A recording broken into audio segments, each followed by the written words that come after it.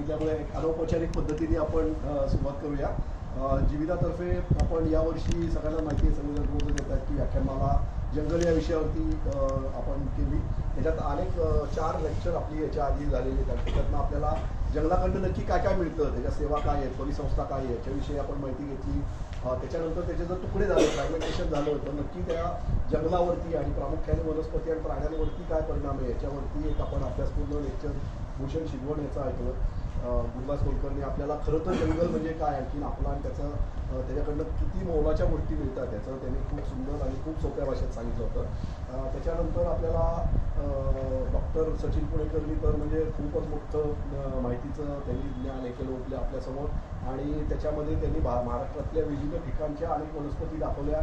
त्याचबरोबर परकीय वनस्पती येत आहेत आणि त्याचा धोका काय याच्याविषयी सांगितलं. काल माझं लेक्चर होतं, आणखी त्याच्यामध्ये मी काल तुम्हाला सगळ्यांना भारतामध्ये हे सर्व कॉन्झर्वेशन करण्यासाठी काय काय प्रयत्न यशस्वीपणे केलेले आहेत याची माहिती दिली. त्याचबरोबर अयशस्वी प्रयत्नांची पण माहिती दिली, फसलेल्या प्रयोगांची.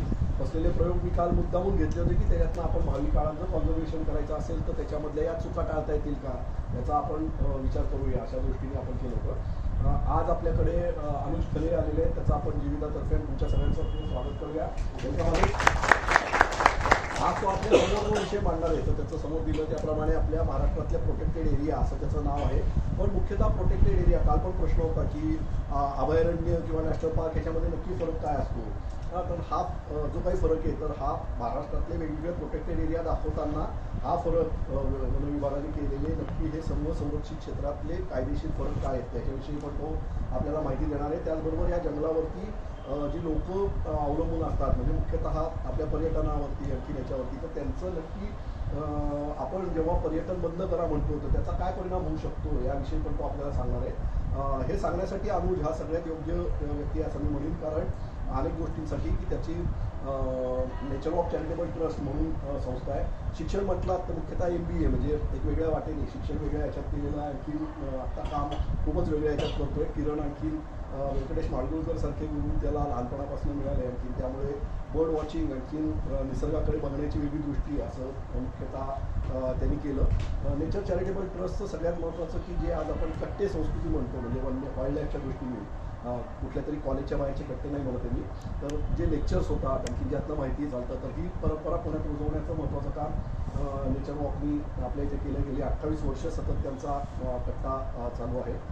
अनेक फिल्म काय शोज म्हणूया आपण किंवा त्याचे फेस्टिवल्स अशा पद्धतीने त्यांनी केलेलं आहे. बर्ड्सवरती काम केलेलं आहे, म्हणजे फेस्टिवलच्या माध्यमातून, आणि ते महाराष्ट्रभर घेऊन जाण्याचंही काम केलेलं आहे. तर हे एका बाजूला त्याचं काय म्हणू आपण प्रबोधनाचं किंवा जनजागृतीची कामं चालू आहे. पण आजच्या विषयाचं जर महत्त्वाचं म्हटलं तर त्याच्यामध्ये सगळ्यात महत्त्वाचं की तो पुण्याचा माजी वाईल्ड लाईफ वॉर्डन म्हणून त्यांनी काम केलेलं आहे. आणखी ह्या पदाचं काम असं असतं की त्याच्यामध्ये फॉरेस्ट आणि आपण सर्व याच्यामधला दुवा की फॉरेस्ट नक्की काय करतं आहे आणि आपल्या काय त्यांच्याबद्दलच्या अपेक्षा आहेत किंवा आपल्याला काय त्यांच्याकडनं हवं आहे हे एकमेकांना पोहोचवण्याचं काम त्या पदाकडनं केलं असतं. आणखी ते त्यांनी खूप चांगल्या पद्धतीने केलं. पुणे जिल्ह्याचा मानद वन्यजीव संरक्षक होता.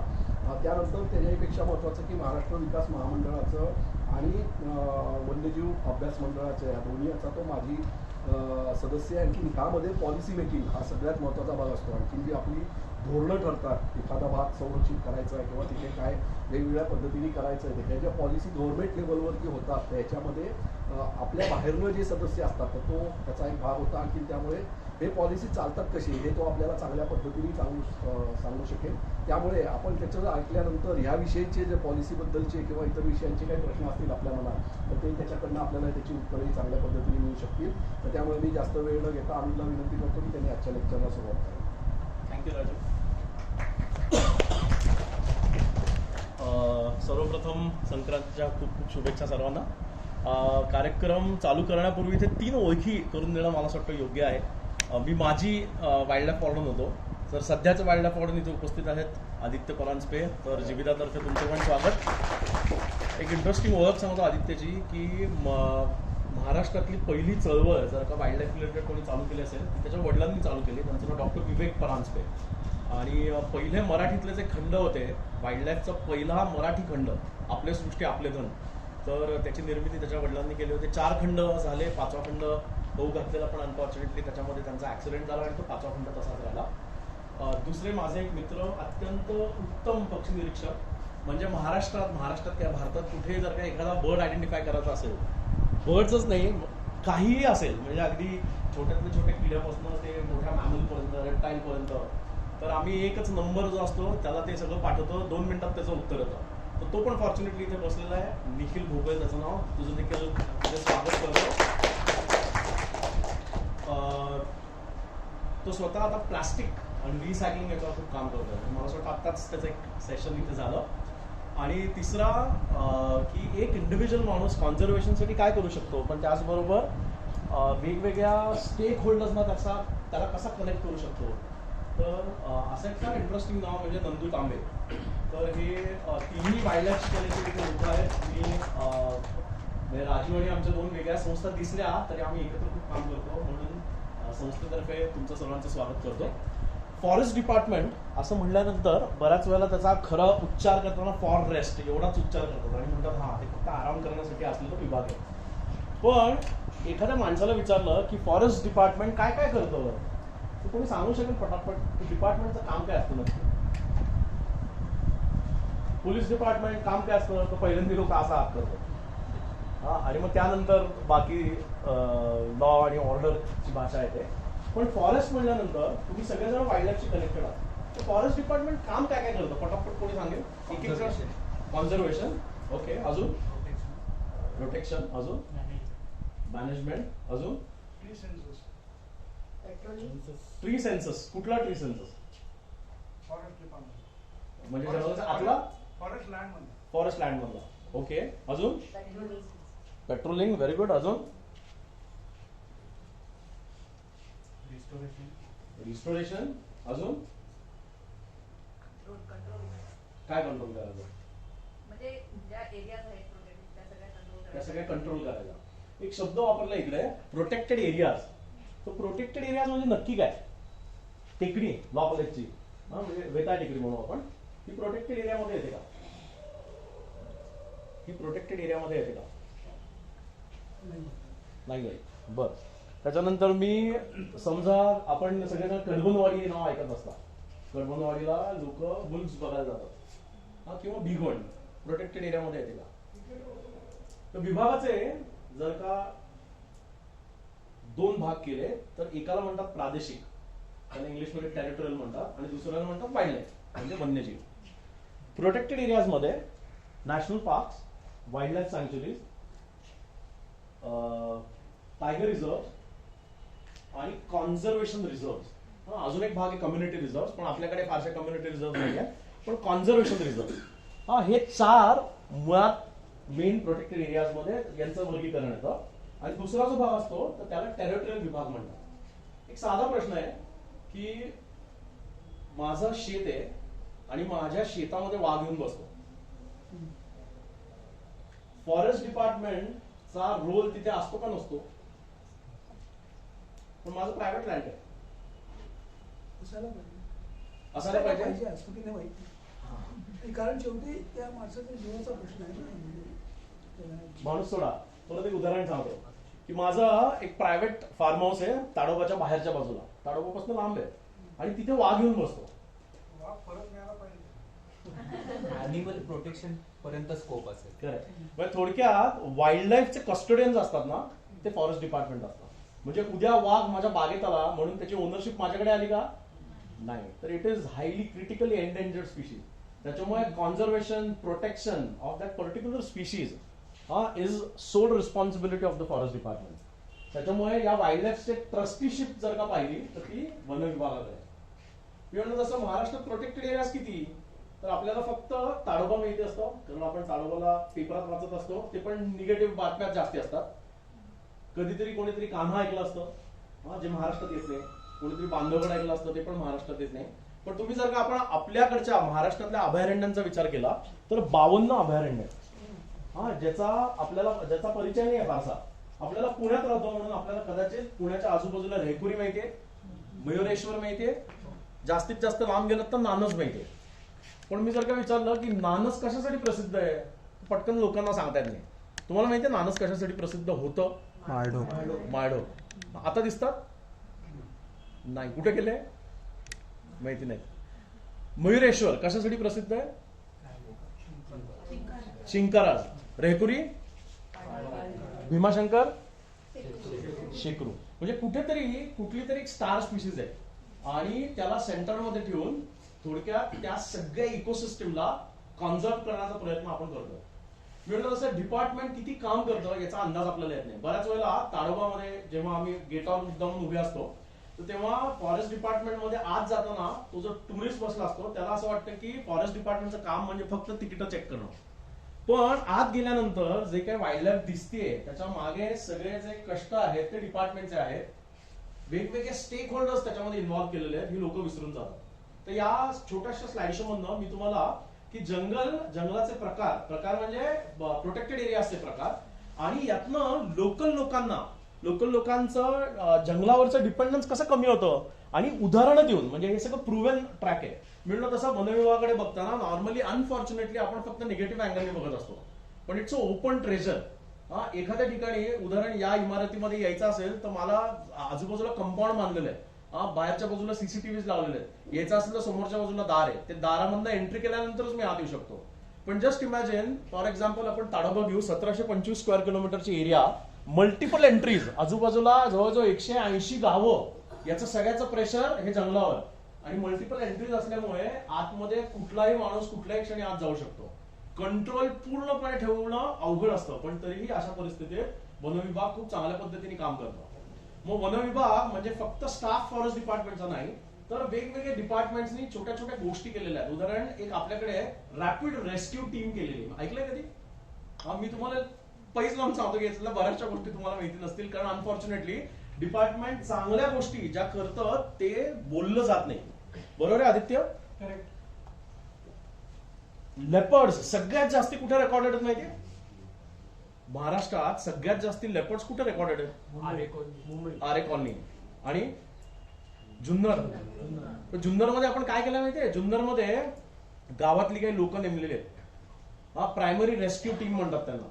उद्या जर का एखादा लेपर्ड दिसला तर वन विभागाची टीम येसपर्यंत ती लोक ही गावात फिरतात आणि गावकऱ्यांना सांगत असतात की डूज अँड डोंट्स बेसिकली त्या एरियातले.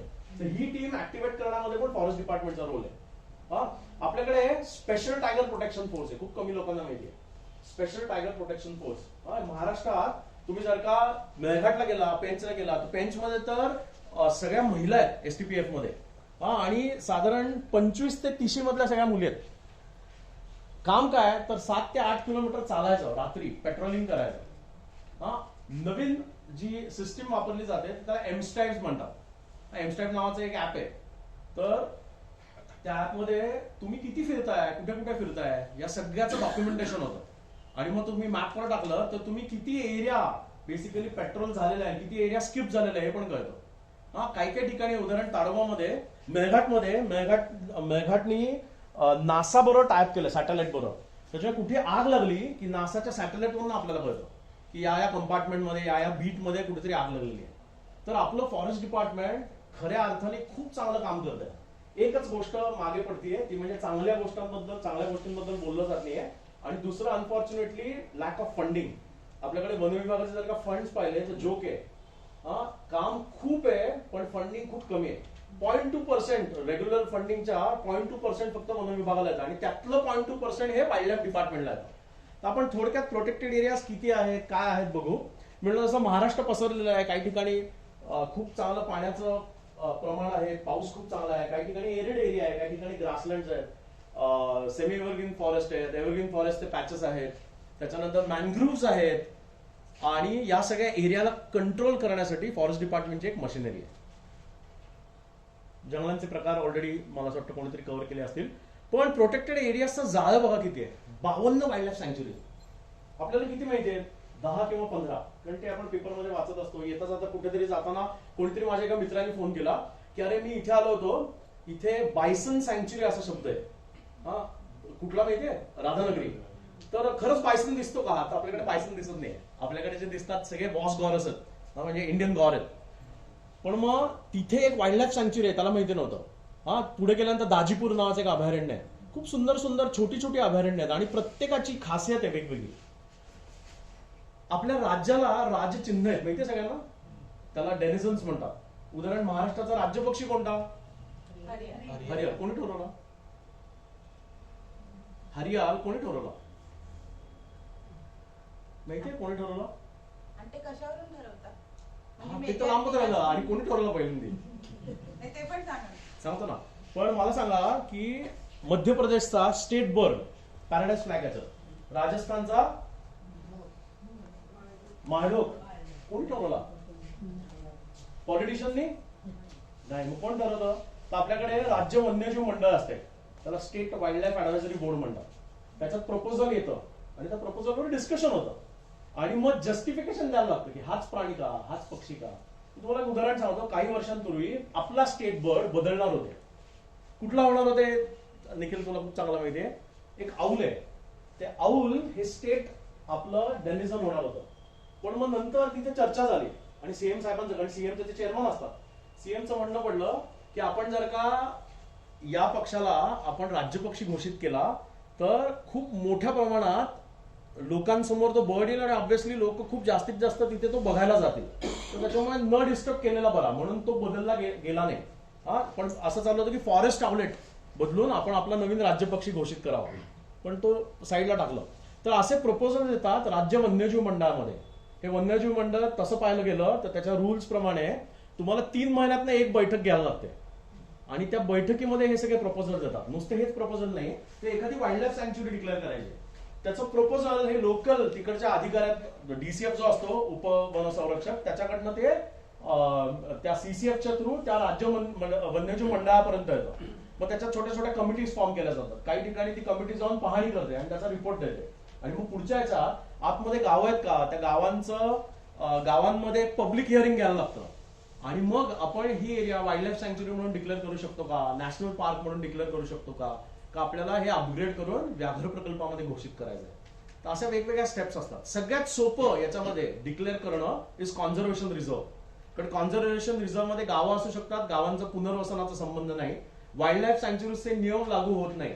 फक्त त्याच्यात एक प्रॉब्लेम असतो की एखादा एरिया, मला असं वाटलं की याला कॉन्झर्वेशन रिझर्व्हचा आपण एक दर्जा देऊ, पण याला जर का कुठे वेगळ्या प्रकारचं फंडिंग आपण अवेलेबल करून देऊ शकलो नाही तर हा कॉन्झर्वेशन रिझर्व्ह हा फक्त पेपर पुरता असतो. म्हणून आपण नवीन वाईल्ड लाईफ बोर्डमध्ये असं केलं होतं की एखादी कॉन्झर्वेशन रिझर्व्ह डिक्लेअर केली की त्याला काहीतरी फंडिंग अलॉट करायचं आणि त्याचा मॅनेजमेंट प्लॅन करायचा. हा, त्या एरियाचा मॅनेजमेंट प्लॅन करायचा. त्या एरियामध्ये वॉटर होल्स आहेत का, बेसिकली पाण्याचं किंवा सॉइल मॉइश्चर कॉन्झर्वेशनचे काही स्कीम्स असतील, त्याला टुरिझम जोडता येईल का. तर अशा वेगवेगळ्या पद्धतीने विचार केला जातो. तर त्याला मॅनेजमेंट प्लॅन म्हणतो. 10 वर्षाचा मॅनेजमेंट प्लॅन साधारण बनवतात आणि त्यानंतर हे प्रपोजल हे राज्य सरकारकडे येतं. वाईल्ड लाईफ बोर्डमध्ये ते सँक्शन होतं. मी म्हणतो तसं वाईल्ड लाईफ बोर्ड मध्ये चेअरमन जो असतो तो असतो ऑब्व्हियसली सीएम आणि मेंबर सेक्रेटरी जो असतो तो आपला पीसीसीएफ असतो, principal chief conservator of forest. त्याच्यामुळे सगळ्यात सोपं जर का काही करायचं असेल तर कॉन्झर्वेशन रिझर्व्हचा दर्जा द्यायला लागतो. पण कॉन्झर्वेशन रिझर्व्ह घोषित करण्यासाठी परत एक क्रायटेरिया पाहिजे. म्हणजे आज पुण्याची टेकडी कॉन्झर्वेशन रिझर्व्ह डिक्लेअर होऊ शकते का? नाही. पण असा एरिया की which is connecting to protected areas, हा, किंवा एक नॅशनल पार्क, एक वाईल्ड लाईफ सँक्च्युरी आहे, किंवा 2 कॉन्झर्वेशन रिझर्व्ह आहेत, किंवा एक टायगर रिझर्व्ह दुसऱ्या टायगर रिझर्व्हला कनेक्ट करणारा मधला भाग आहे की जिथे टायगर मुवमेंट आहे. म्हणजे बेसिकली कॉरिडॉर्स जिथे आहे ते जर का तुम्हाला रिझर्व्ह करायचे असतील तर तेवढा एरिया हा आपल्याला कॉन्झर्वेशन रिझर्व्ह म्हणून डिक्लेअर करता येतो. तुम्ही जर का 17वं, मला वाटतं 16वं का 17वी जी मीटिंग झाली राज्य वन्यजीव मंडळाची, त्याच्यामध्ये 10 वेगवेगळ्या एरियाज आपण कॉन्झर्वेशन रिझर्व्ह म्हणून डिक्लेअर केला. एरियाज कुठल्या आहेत तर महाराष्ट्रातनं गोवा आणि कर्नाटकाला कनेक्ट करणारा सगळा पॅच आहे. त्याच्यात आंबोली येतं, त्याच्यामध्ये दोडामार्ग येतं. हा, त्याच्यामुळे तो जर का सगळा परिसर पाहिला, दाजीपूरच्या पुढचा एरिया सगळा हा सगळा कॉन्झर्वेशन रिझर्व्ह म्हणून डिक्लेअर केला. आंबोली हा पण कॉन्झर्वेशन रिझर्व्ह आहे. हा, तर त्याच्यामुळे एक क्रायटेरिया जो असतो, एक जे प्रोटेक्टेड एरियाचा पार्ट असतो, भाग असतो, तो म्हणजे कॉन्झर्वेशन रिझर्व्ह. त्याच्यानंतर wildlife sanctuary. Wildlife सँक्च्युरीमध्ये गावं असू शकतात. वाईल्ड लाईफ सँक्च्युरीमध्ये काही गावांना त्यांचे राईट्स दिले असतात, ग्रेझिंगचा राईट असू शकतो. हा, त्याच्या वरचा दर्जा जो असतो त्याला म्हणायचं नॅशनल पार्क. नॅशनल पार्क अजून थोडं कडक असतं आणि सगळ्यात हायएस्ट लेवल ऑफ प्रोटेक्शन जर का कशाला द्यायचं असेल तर तो एरिया हा टायगर रिझर्व्ह म्हणून डिक्लेअर करतात. पण टायगर रिझर्व्ह डिक्लेअर केला की आपण डिक्लेअर केला वाईल्ड लाईफ बोर्डनी, स्टेट वाईल्ड लाईफ बोर्डनी, म्हणजे टायगर रिझर्व झाला असं होत नाही. तर प्रपोजल जातं नॅशनल वाईल्ड लाईफ बोर्डकडे. जसं आपल्याकडे इथे राज्याचं वन्यजीव मंडळ आहे, तसं राष्ट्राचं एक राष्ट्रीय वन्यजीव मंडळ असतं, त्याच्याकडे ते प्रपोजल जातं आणि मग ते कन्सल्टेशन करून फायनली शिक्कामोर्तब करतात आणि मग त्याचं फायनल नोटिफिकेशन होतं. हा इतका मोठा तो प्रोसेस आहे. तर त्याच्यामुळे आज सीएम ला वाटलं तर ते डिक्लेअर करू शकतात. ते डिक्लेअर जेव्हा करतात दॅट्स अ प्रोसेस. की आज आपण नवेगाव नागझिरा हा महाराष्ट्रातला 5वा व्याघ्र प्रकल्प घोषित केला. तो घोषित केला म्हणजे ती प्रक्रिया चालू झाली. Final notification national wildlife बोर्डकडनं येतं. त्याला कंट्रोल ठेवण्यासाठी एक कमिटी बनवली आहे, त्याचं नाव आहे नॅशनल टायगर कॉन्झर्वेशन अथॉरिटी. त्याला एनटीसीए असं म्हणतात. सगळे व्याघ्र प्रकल्प हे एनटीसीए नावाची बॉडी कंट्रोल करते. व्याघ्र प्रकल्प 1972 साली वाईल्ड लाईफ प्रोटेक्शन ऍक्ट हा पास झाला. 1973 साली प्रोजेक्ट टायगर डिक्लेअर करण्यात आला आणि 2023 ला प्रोजेक्ट टायगरला 50 वर्ष पूर्ण होतात. तर 50 वर्षात आपण काय काय केलं, तर खरंच हे सक्सेस आहे का फेल्युअर आहे? काय वाटतं तुम्हाला? Project Tiger is it successful or it's a biggest failure? Successful का? संख्या वाढली. तुम्हाला असं वाटतं अशीच वाढत गेली तर अजून तो सक्सेस वर जाईल? एरिया कमी पडतोय. हा म्हणजे सक्सेस त्याला आता एका शास्त्रज्ञांची आम्ही बोलत होतो, टायगर कॉन्झर्वेशनिस्ट आहेत, ते म्हणले की जेवढे भारतात टायगर पाहिजे तर ते आता झालेले आहेत पूर्ण. आता याच्या पलीकडे जर का टायगर वाढत गेले तर परत त्याचा फॉल चालू होईल. हा त्याचं साधं कारण आहे की जमीन वाढते का? नाही, पण वाघांची संख्या वाढत चालली. असं एक एस्टिमेट आहे की साधारण 4 ते 4.5 हजार भारतामध्ये वाघ टिकू शकतात. ताडोबामध्ये जेव्हा आम्ही फील्ड डायरेक्टरशी बोलतो तेव्हा मला आणि राजूला नेहमी एक मजा वाटते की टायगर दिसला की टुरिस्टला खूप हसू येतं. फोटोग्राफ्स कॅमेराज बाहेर येतात. ते आमच्या फॉरेस्ट डिपार्टमेंटच्या सगळ्या डायरेक्टर्स, डेप्युटी डायरेक्टर्सना डोळ्यासमोर प्रश्नचिन्ह उभं राहतं की आता हा टायगर दिसतोय पण पुढे जाऊन हा जर का कुठल्या वस्तीत घुसला तर याचे कॉन्फ्लिक्ट चालू होणार आहेत. आणि ती परिस्थिती आता चंद्रपूर डिस्ट्रिक्टमध्ये चालू झाली. Tadoba itself has 115 tigers. मी फक्त ताडोबा म्हणतोय ज्याच्यात कोर आणि बफर आहे. आणि त्याच्या बाहेरच्या बाजूला जो एकूण ताडोबा लँडस्केप आहे त्याच्यामध्ये अजून जास्ती टायगर्स आहेत. आठवड्याला जवळजवळ 1 ह्युमन किल होत आहे. आठवड्याला असंख्य डोमेस्टिक अॅनिमल्स मारले जातात. त्याच्यामुळे त्याचा जो बॅलन्स आहे ना तो कुठेतरी आता हळूहळू तुटत चाललेला आहे. फॉरेस्ट डिपार्टमेंट काय करू शकतं जास्तीत जास्त तर कॉम्पन्सेशन वाढवू शकतं. आपलं कॉम्पन्सेशन मॉडेल जे आहे ना ते पण इंटरेस्टिंग आहे. नागालँड मध्ये माणूस मारला तर 1 लाख रुपये मिळतात. मध्य प्रदेशमध्ये मारला तर 4 लाख रुपये पैसे मिळतात आणि महाराष्ट्रात मारला तर आता सध्या 20 लाख रुपये मिळतात. पण परत की 20 लाख रुपयाचा चेक घेऊन आपण जर कोणाच्या घरी गेलो माणूस मारल्यानंतर तर परिस्थिती काय असू शकते राजूला माहितीये, काठी घेऊन बदलणारच. तर त्याच्यामुळे इतकं सोपं नसतं मॅन एनिमल कॉन्फ्लिक्ट हँडल करणं. तर त्याच्यासाठी छोट्या छोट्या टीम्स तयार करण्यात आलेल्या आहेत. त्याच्याविषयी पण आपण बोलणार आहोत.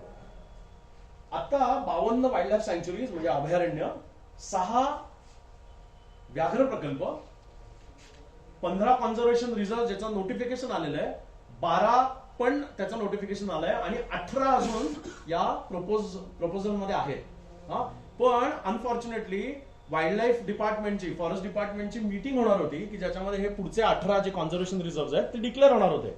पण दुर्दैवाने सरकार पडलं आणि त्याच्यानंतर तो जो काही अजेंडा होता तो कुठल्याही आत्ताच्या मिनिस्टरच्या प्रायोरिटीवर नाहीये. नाहीतर आता आपल्याकडे 15 + 12 + 18 नवीन वाईल्ड लाईफ कॉन्झर्वेशन रिझर्व झाले असते.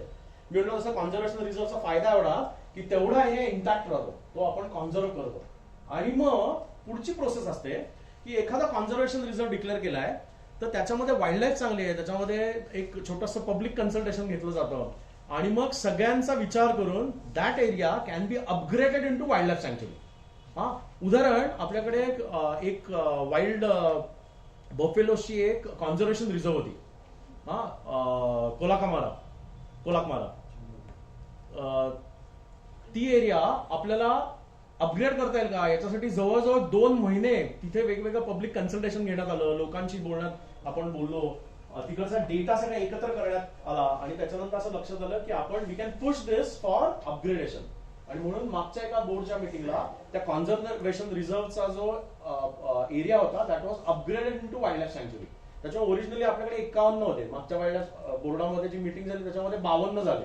अजूनही काही एरियाज आहेत, उदाहरण मोगर कसा अत्यंत सुंदर जागा आहे, किती लोकांना माहितीये, सगळ्यांना पेंच माहितीये, पण पेंचच्या म्हणजे आपण जेव्हा हायवेने जातो NH44 आहे बहुतेक तो, लेफ्ट साईडला आपल्याला पेंच टायगर रिझर्व लागतो आणि राईट साईडला मोगर कसा नावाचा अत्यंत सुंदर एरिया आहे. It is non for migratory birds. Especially तुम्ही नोव्हेंबर टू मार्च मध्ये गेलात तर खूप सुंदर बर्ड लाईफ तिथे पाहायला मिळते. तर तो एरिया कॉन्झर्वेशन रिझर्व म्हणून ऑलरेडी डिक्लेअर केला आहे. 207 चौरस स्क्वेअर किलोमीटरचा एरिया आहे आणि तो आता आपण कन्सिडर करत होतो की आपण तो अपग्रेड करू शकतो का. तर कदाचित ही मीटिंग झाली असतं तर यातल्या 2-4 कॉन्झर्वेशन रिझर्व्ह आपण वाईल्ड लाईफ सँक्च्युरी मध्ये आपल्याला डिक्लेअर करता आला असता. कुठल्या एरिया मुगर कसा, मुगर कसा म्हणजे नागपूर जिल्ह्यामध्ये. हे आकडे 2010 168 हे कसले आकडे आहेत, ऑब्व्हियसली वाघांचे आकडे आहेत महाराष्ट्रातल्या. आणि 2020 मध्ये 350 म्हणजे कन्सिस्टंटली आपल्याकडे टायगर पॉप्युलेशन वाढतंय. पण मी म्हणलं तसा याच्यात एक प्रॉब्लेम झालाय की या प्रोटेक्टेड एरियाज खूप चांगल्या आहेत पण प्रोटेक्टेड एरियामध्ये बॅलन्सेस चुकलेले आहेत. उदाहरण ताडोबाचा जो एरिया आहे त्याच्यामध्ये मॅक्सिमम टायगर्स आहेत, पण तुम्ही जर का नागझिरा नवेगाव पाहिलं तर त्याच्यामध्ये कमी टायगर्स आहे पण हॅबिटॅट खूप चांगला आहे, प्रेबेस खूप चांगलं आहे पण तिथे अॅनिमल नाहीये. मेळघाटमध्ये काही एरियाजमध्ये खूप सुंदर हॅबिटॅट्स आहेत पण परत टायगर डेन्सिटी त्या मानाने कमी आहे. पेंचमध्ये पेंच वेस्ट जे आहे तर ती एरिया खूप छान आहे पण तिथे टायगर पॉप्युलेशन परत कमी आहे. सह्याद्री व्याघ्र प्रकल्प म्हणजे आपल्याकडचा पश्चिम महाराष्ट्रातला एकमेव व्याघ्र प्रकल्प, तिथे जर का तुम्ही गेलात तर तिथे खूप सुंदर लँडस्केप आहे पण तिथे अनफॉर्च्युनेटली ग्रासलँड पॅचेस नाही आहेत. डायरेक्ट टायगर सोडायचा का रिलोकेट करायचा का तो टिकणारच नाही, म्हणून आधी हॅबिटॅट डेव्हलप करायचा. हॅबिटॅट डेव्हलप केल्यानंतर तिथे प्राणी हर्बिओरस जे आहेत ते आपल्याला रिइंट्रोड्यूस करायला लागतील. एक आपण प्रयोग केला होता काही वर्षांपूर्वी, 50 स्पॉटेड डिअर सोडले होते आणि दुर्दैवाने 50च्या 50 मेले कारण आतमध्ये खायलाच काही नव्हतं. काय सोडलं होतं? Spotted deers, chital. त्याच्यामुळे ही चूक परत करू नये म्हणून आता तिथे हॅबिटॅट डेव्हलप करतात, ग्रासलँड मेडोज डेव्हलप केलेले आहेत. काही दिवसानंतर फेज वाईज करतात ते, काही दिवसानंतर तिथे हर्बिओरस आणून सोडतील आणि मग फायनली तिथे टायगर येईल. पुढच्या 1 महिन्यामध्ये नवेगाव नागझिरामध्ये 4 टायगर सोडतात. तर ऑलरेडी तो बॅलन्स कसा कमी करायचा, तर याच्यासाठी एक प्रपोजल गव्हर्नमेंटकडनं केलंय की जिथे ओव्हर पॉप्युलेशन आहे तिकडचे टायगर्स हे अपलिफ्ट करायचे आणि जिथे स्कॅर्सिटी आहे अशा एरियामध्ये हळूहळू सोडायचे. पण हे आपण ठरवलं आणि झालं असं होत नाही. त्याच्यामध्ये WI wild life institute of India त्याचा सहभाग आहे आणि अभ्यास करून कुठल्या एरियामध्ये आपण सोडू शकतो, ती एरिया खरंच एवढे टायगर्स तिथे राहतील, एवढी काय एवढं खाद्य तिथे अवेलेबल आहे का याचा अभ्यास करून बेसिकली सोडलं जातं. या लिस्टमध्ये नॅशनल पार्क नाही नव्हते, सॉरी या लिस्टमध्ये नॅशनल असं टायगर रिझर्व जिथे लिहिलं ना तर दॅट इज इक्वल म्हणजे तिथे. सो नॅशनल आपल्याकडे एक इंटरेस्टिंग गणित आहे. आपल्याकडे जे टायगर रिझर्व आहे it's a combination of a wildlife sanctuary आणि national park. For example Melghat, तर मेळघाट जे आहे that is a wildlife sanctuary आणि Gugamal is the national park. Navegaon Nagzira, Navegaon is national park, Nagzira is wildlife sanctuary. Tadoba Andhari tiger reserve, Andhari हे wildlife sanctuary आणि Tadoba is national park. त्याच्यामुळे it's a combination. त्याच्यामुळे 6 tiger reserve, दिस includes national park also. याच्यात फक्त एकच national park असं आहे की ज्याच्यामध्ये टायगर नाहीये, कुठला पण नॅशनल पार्क आहे, बोरिवली. बोरिवली तिथे टायगर सफारी बहुतेक ना देखील, पण तिथे ऑब्व्हियसली अजून एक प्राणी खूप मोठ्या प्रमाणात आहे तो म्हणजे लेपर्ड. आणि एक प्रश्न होता हो. की टायगर एक्सेस झाले त्यांच्यासाठी एवढं सगळं करून आपण टाकतो पण त्यातून जे एक्सेस आले किंवा काही झालं तर ते डिक्रीज होईल अशी भीती.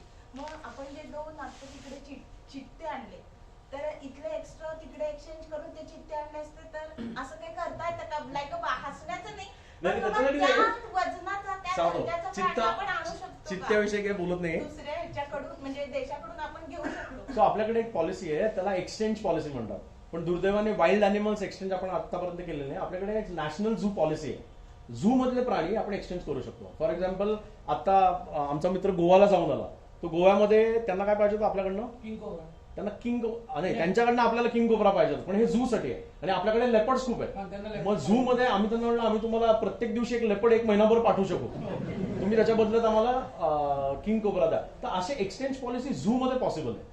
पण आपल्याकडे कुठेही कायद्यामध्ये तिकडून वाघ आणलाय, सॉरी आपला वाघ तिकडे गेला आणि तिकडून आपण रेड पांडा घेऊन आलो किंवा कुठला तरी एक वेगळा प्राणी आणला असं अजून तरी झालं नाही. म्हणजे वाघाचे हॅबिटॅटच ऑफिस येत नाहीत ना. Correct. इंटरनॅशनल लेवलला हे एक्सचेंज habitat- एक महत्वाची गोष्ट आहे हॅबिटॅट. झू साठी होऊ शकतो ते. नाही, झूसाठी होईल, चित्ता- वाईल्डचं म्हणणं. वाईल्ड चित्ता आणल्यावरती त्याच्या बद्दल वाघ द्यायचे का असा प्रश्न नाही आहे. आता आपण आपली जी झू आहे ना पुण्याची त्यांनी ऑलरेडी झेब्रा त्यांचं म्हणणं होतं की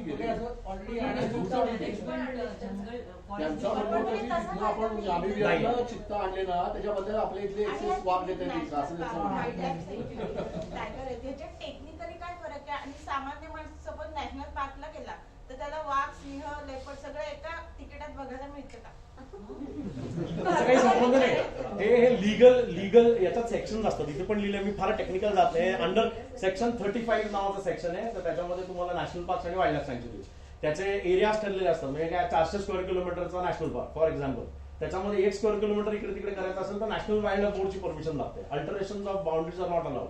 हा, हे सगळे टेक्निकॅलिटीज आहेत. पण मी म्हणलं असं की सोप्या भाषेत सांगायचं झालं तर लेवल ऑफ प्रोटेक्शन याच्यामध्ये फरक पडतो, लेवल ऑफ फंडिंग याच्यामध्ये फरक पडतो. हा साधी गोष्ट आहे. आणि एरिया, टायगर रिझर्व 1 स्क्वेअर किलोमीटरचा नाही असू शकतो, पण वाईल्ड लाईफ सँक्च्युरी 1 स्क्वेअर किलोमीटरची असू शकते. उदाहरण आपल्याकडे मयुरेश्वर 2.5 स्क्वेअर किलोमीटर एरिया आहे, त्याच्यामुळे त्याला एरियाचा मर्यादा नाही आहे. नॅशनल पार्क पण छोटा असू शकतो, पण wild life sanctuary national park हे जर का अपग्रेड करायचं असेल टायगर रिझर्वला, त्याला मिनिमम 150 किंवा 200 स्क्वेअर किलोमीटर पाहिजे मिनिमम.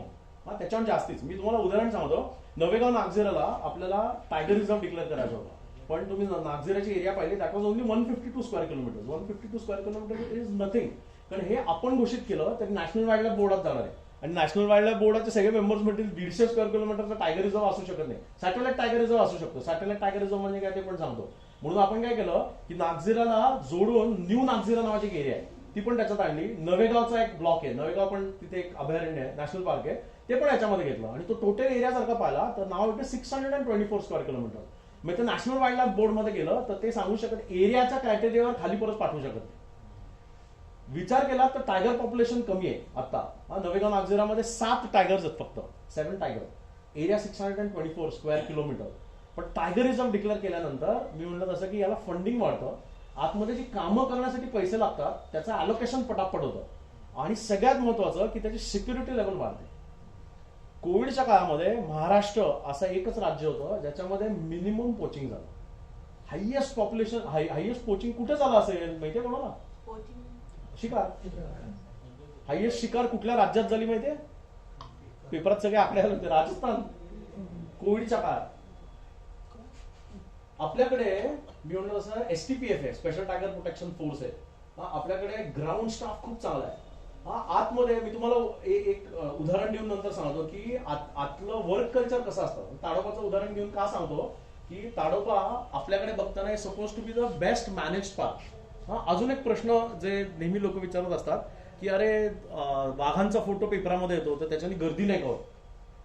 तर प्रत्येक जंगलामध्ये एका वेळेला किती गाड्या जाणार, कॅरिंग कपॅसिटी ठरलेली असते. त्या कॅरिंग कपॅसिटीच्या बाहेर आतमध्ये माणसं सोडायला परमिशन नाही. ह्या NTCA चे रूल्स आहेत. एका वेळेला किती गाड्या जाणार, आतमध्ये किती वेळेला जाणार, हे सगळं ठरलेलं आहे. त्याच्यामुळे मी दररोज जरी वाघाचा फोटो छापत बसलो तरी त्यांनी गर्दी वाढणार नाही. पण टुरिझम प्रमोट करण्यासाठी फॉर एक्झाम्पल नवेगाव नागझिरा इतकं सुंदर तो पार्क आहे, पण जर का टुरिस्ट इन्फ्लक्स पाहिलं तर खूप कमी आहे. कारण ते लोकांपर्यंत गेलेलंच नाहीये, आणि त्याची ब्युटी खूप छान आहे. म्हणजे तिथे अनफॉर्च्युनेटली टायगर्स पेक्षा आपल्याला लेपर्ड पॉप्युलेशन खूप चांगलं दिसत आहे. तिथे अत्यंत सुंदर बर्ड लाईफ आपल्याला पाहायला मिळते. बोर टायगर रिझर्व ऐकला कोणी? भारतातला सगळ्यात छोटा tiger reserve. It's a satellite tiger reserve, म्हणजे छोटा टायगर रिझर्व. त्या टायगर रिझर्वचं मॅनेजमेंट हे पेंच टायगर रिझर्व करतं, म्हणून त्याला सॅटेलाइट टायगर रिझर्व म्हणलेलं आहे. ठीक आहे.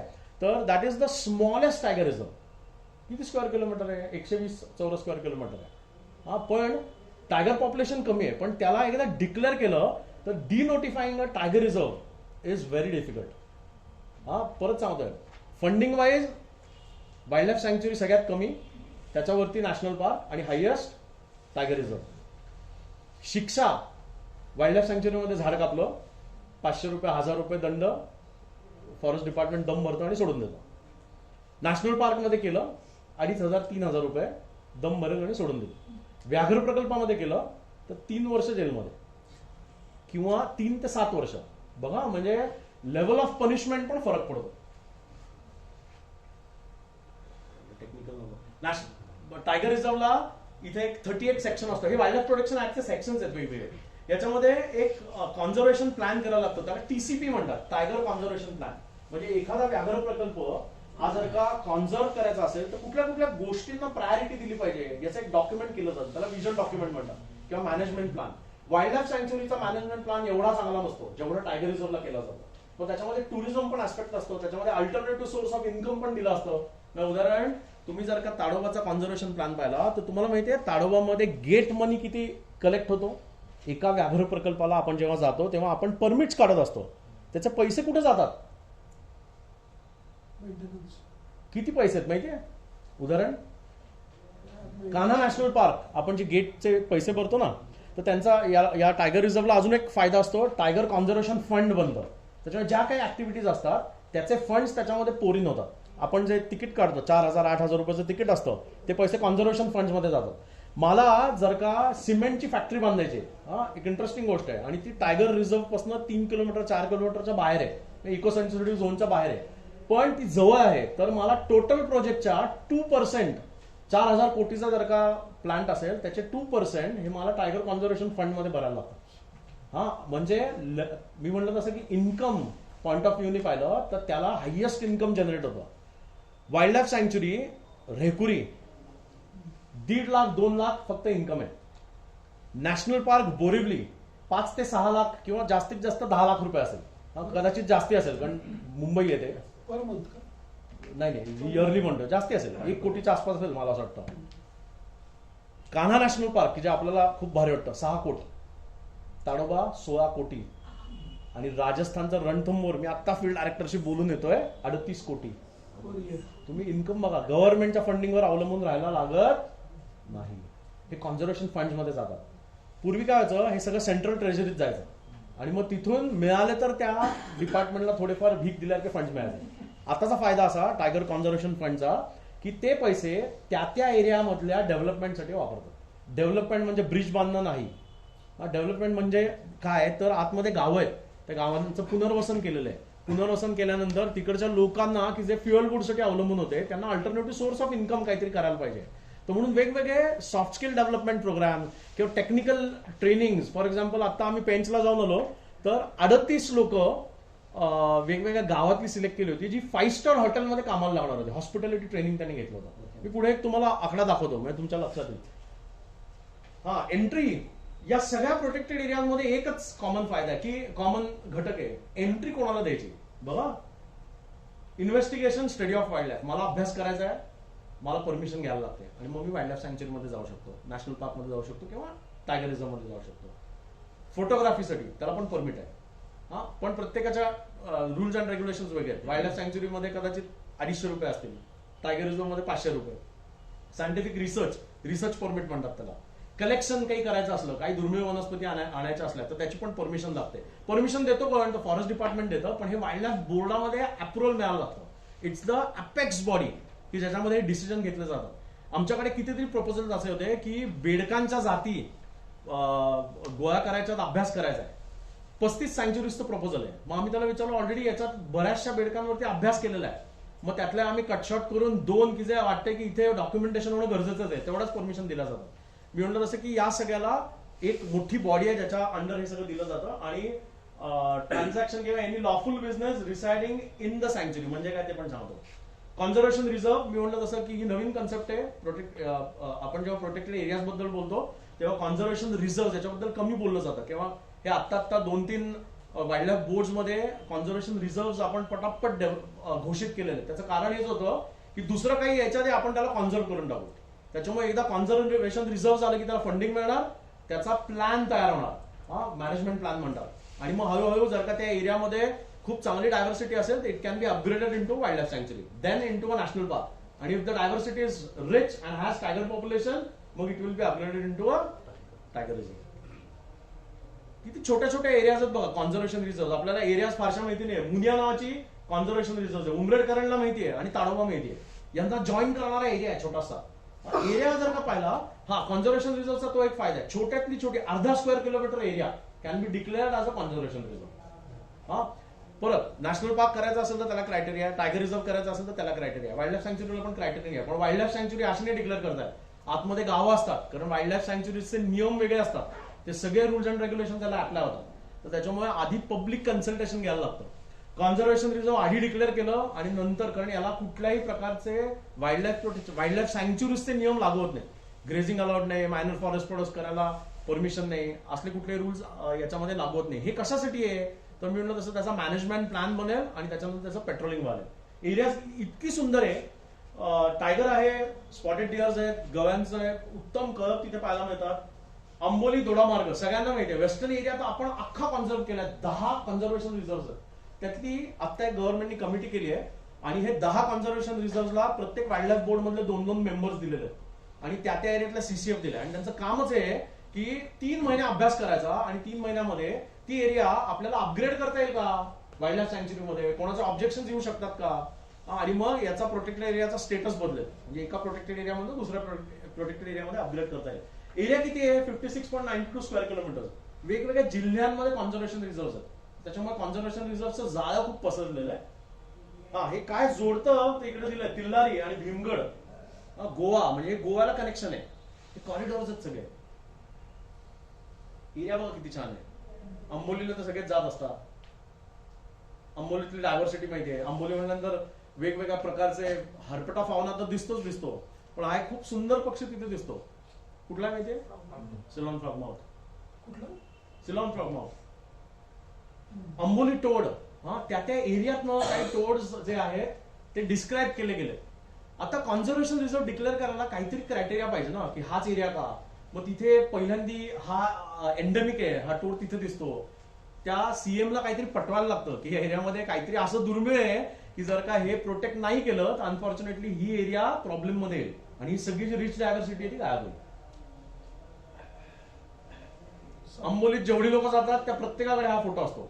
आता एक इंटरेस्टिंग गोष्ट, वाईल्ड लाईफ फोटोग्राफी तसं पाहिलं ना तर खूप उपयुक्त आहे, पण तो थ्रेट पण आहे. थ्रेट काय सांगतो, सिंहगडावर आम्ही गेलो होतो, हा बेडूक तिथे मिळाला. Is this frog expected in that area? याचा अर्थ काय? पकडून आणला, फोटोग्राफीसाठी फोटो काढला आणि तिथंच सोडून दिला. त्याच्यामुळे मी म्हणलं तसं की फोटोग्राफर्ससाठी मलबार पीठ वायपर मिळालं. कुठे? म्हात्रे पुलावर. म्हात्रे पुलावर मलबार पीठ वायपर. हो. चंदगड खूप सुंदर जागा आहे. तिल्लारी, गोवा आणि कर्नाटका याच्या त्या ट्रायसेक्टवर आहे. खूप सुंदर जागा आहे. त्याला स्टेटस काहीच नव्हतं. ऑब्व्हियसली ही जी लँड आहे ना ही प्रायव्हेट लँड नसते. म्हणजे उद्या हे गाव आहे ते कॉन्झर्वेशन रिझर्व्हने डिक्लेअर करताय. ते प्रादेशिक, मी मगाशी म्हणलं ना, प्रादेशिक किंवा रेव्हेन्यू लँड, तर याच्यावरची जे फॉरेस्ट असतं ते कॉन्झर्वेशन रिझर्व्ह म्हणून डिक्लेअर करतात. चंदगड हे किती, मी म्हणलं तसं सीएम ला पटवायला, कारण तिथे सीएम महत्वाचा असतो, तो चेअरमन असतो, तर त्याला सांगायला लागतं की why this area is important. मग डिक्लेअर करण्याआधी त्याचं प्रपोजल तयार करायला लागतं. म्हणजे एक दुर्दैव सांगतो की बायोडायव्हर्सिटी सर्व्हेज होतात, त्याचा डेटा आमचा मित्र फुकट द्यायला तयार आहे, पण अनफॉर्च्युनेटली ते कोण जे ऑफिसर्स आहेत ते इतके रिसेप्टिव्ह नाही आहेत. ते म्हणतात नाही आम्हाला नको आहे.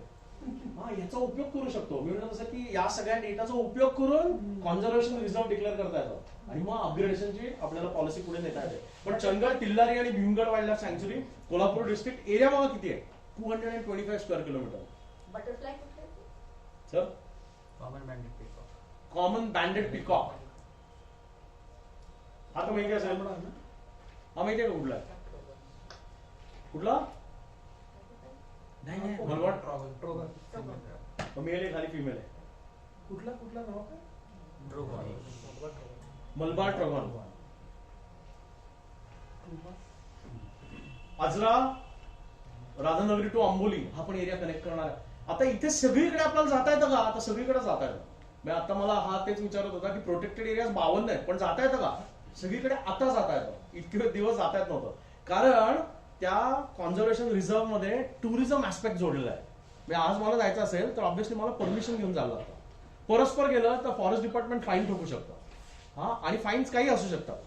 तुम्हाला माहितीये जगातला सगळ्यात भीतीदायक कायदा कुठला असेल ना तर तो वाईल्ड लाईफ प्रोटेक्शन ऍक्ट आहे. मी म्हणलं जसं की तो कसाही तुम्हाला ट्विस्ट करता येतो. इथे कोणी लॉ बॅकग्राऊंड मधलं आहे का त्यांना विचारा की फॉरेस्ट प्रोटेक्शन ऍक्ट मध्ये हंटिंग असा एक शब्द आहे. हंटिंगची व्याख्या आपल्याला अशी वाटते की हंटिंग म्हणजे एखाद्या प्राण्याचा जीव घेणं, एवढंच नाहीये. सनसेट नंतर हातामध्ये टॉर्च घेऊन मी जंगलात गेलो, इट कम्स अंडर हंटिंग. मी जर का प्राण्याचा पाठलाग केला, हंटिंग खाली येतं. मी पक्षाचं घरटं जवळून पाहिलं, हंटिंग खाली येतं. मी प्लास्टिक टाकलं, हॅबिटॅट डिस्ट्रक्शन, हंटिंग. त्याच्यामुळे हंटिंग जो वर्ड वापरलाय तो अत्यंत वेग आहे. हा विचित्र वापरला जातो. गणेश आणि त्या वाईल्ड लाईफ प्रोटेक्शन ऍक्टची एक मजा आहे, एखाद्या पोलिसांनी एखाद्याला आरोपीला पकडलं तर पोलिसाला सिद्ध करायला लागतं की यांनी काय खून केला, हा आरोपी आहे. वाईल्ड लाईफ प्रोटेक्शन ऍक्टची ब्युटी अशी आहे की मी फॉरेस्ट ऑफिसर आहे, मी जर का गुन्हा दाखल केला तर त्याला प्रूव्ह करायला लागतं की मी आरोपी नाही. फॉरेस्ट डिपार्टमेंट शांत असतं. हा उलट आहे. गणेश ग्रेट पॅट हॉर्नबिल आणि ब्लॅक पॅन्थर अजराच्या एरियामध्ये आता परत काहीतरी स्पीशीज पाहिजे ना वेगळी, त्याच्यामुळे हे पटवताना सोपं झालं आम्हाला की अरे इथे तर ब्लॅक पॅन्थर आहे. ब्लॅक पॅन्थर आता सगळीकडे दिसतोय.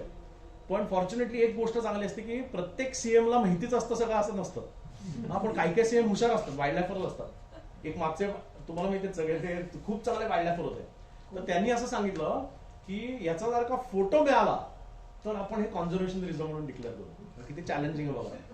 फॉरेस्ट डिपार्टमेंटचे पीसीसीएफ 10 दिवस कॅमेरा ट्रॅप लावून फिरत होते, फोटो मिळाला नाही, कॉन्झर्वेशन रिझर्व्ह झालेलं नाही. मग त्यानंतर पुढच्या एका स्टेपमध्ये कुठल्या तरी रेंजरला फोटो मिळाला, फोटो घेतला, प्रेझेंट केला आणि मग कॉन्झर्वेशन रिझर्व्ह डिक्लेअर केलं. त्याच्यामुळे प्रत्येक सीएम असा असेल याची खात्री नाही. गगनबावडा हा क्रॅब तिकडून एकाने काय डिस्क्राईब केला होता. हा Radhanagari to Panhalgad south of Chandoli area बघा, 105 स्क्वेअर किलोमीटर.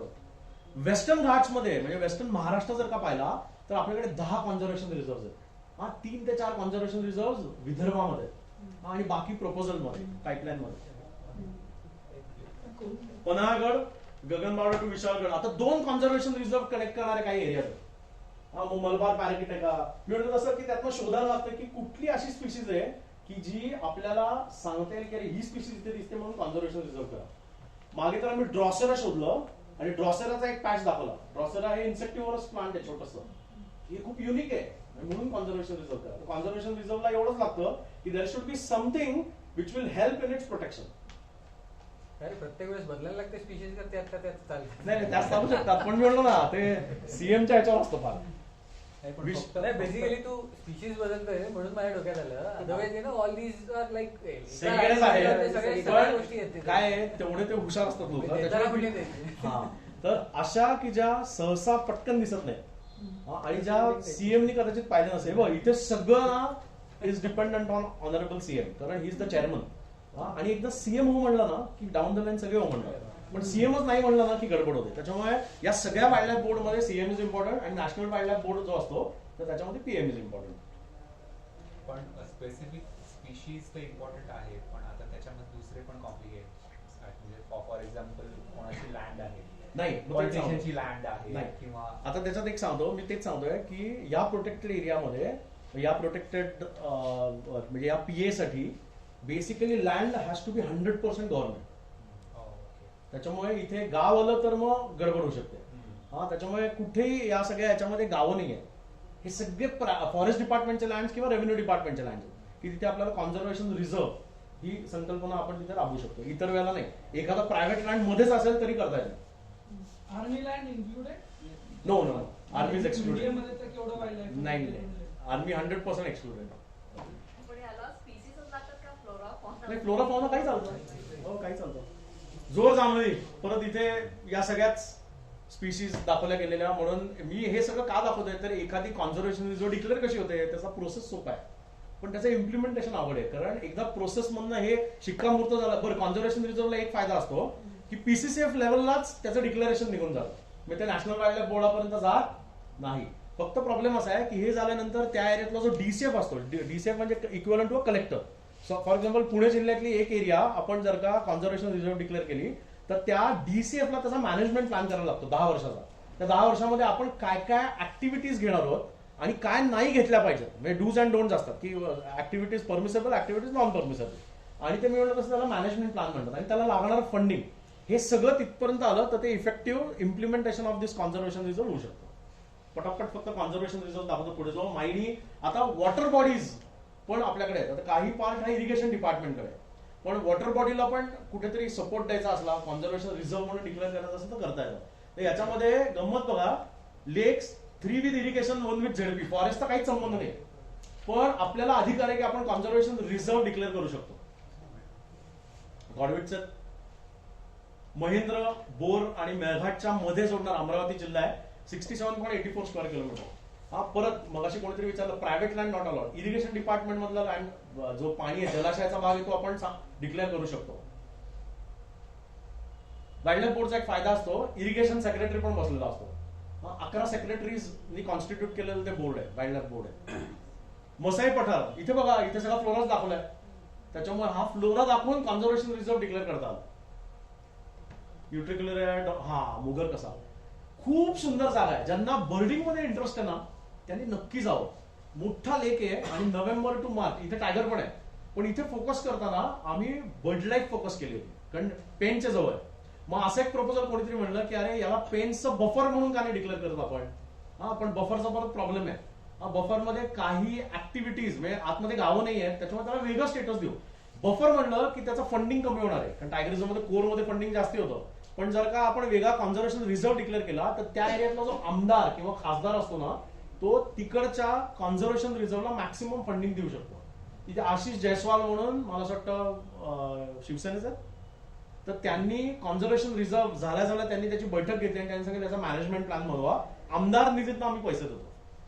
फंडिंग कमी पडलं की गडबड होऊ शकते. एक खूप सुंदर वाक्य आहे, conservation without funds is just a conversation. त्याच्यामुळे जर का कॉन्झर्व करायचं असेल तर त्याला फंडिंगची जोड लावणं खूप गरजेचं आहे. पेंच, LNTR आणि काना 3 वेगवेगळ्या कॉरिडोर्सना एरियाजना जोडणार आहे. मागच्या बाजूला इथून काही अंतरावरती तुमसार आहे, तुमसारवरनं नागझिरा खूप जवळ आहे. एक पार्ट कानाशी पण कनेक्टेड आहे, एक पार्ट पेंच तर डाव्या बाजूला आहे. हायवे क्रॉस केला की पेंच आहे. 192 species of birds, 30 species of reptiles.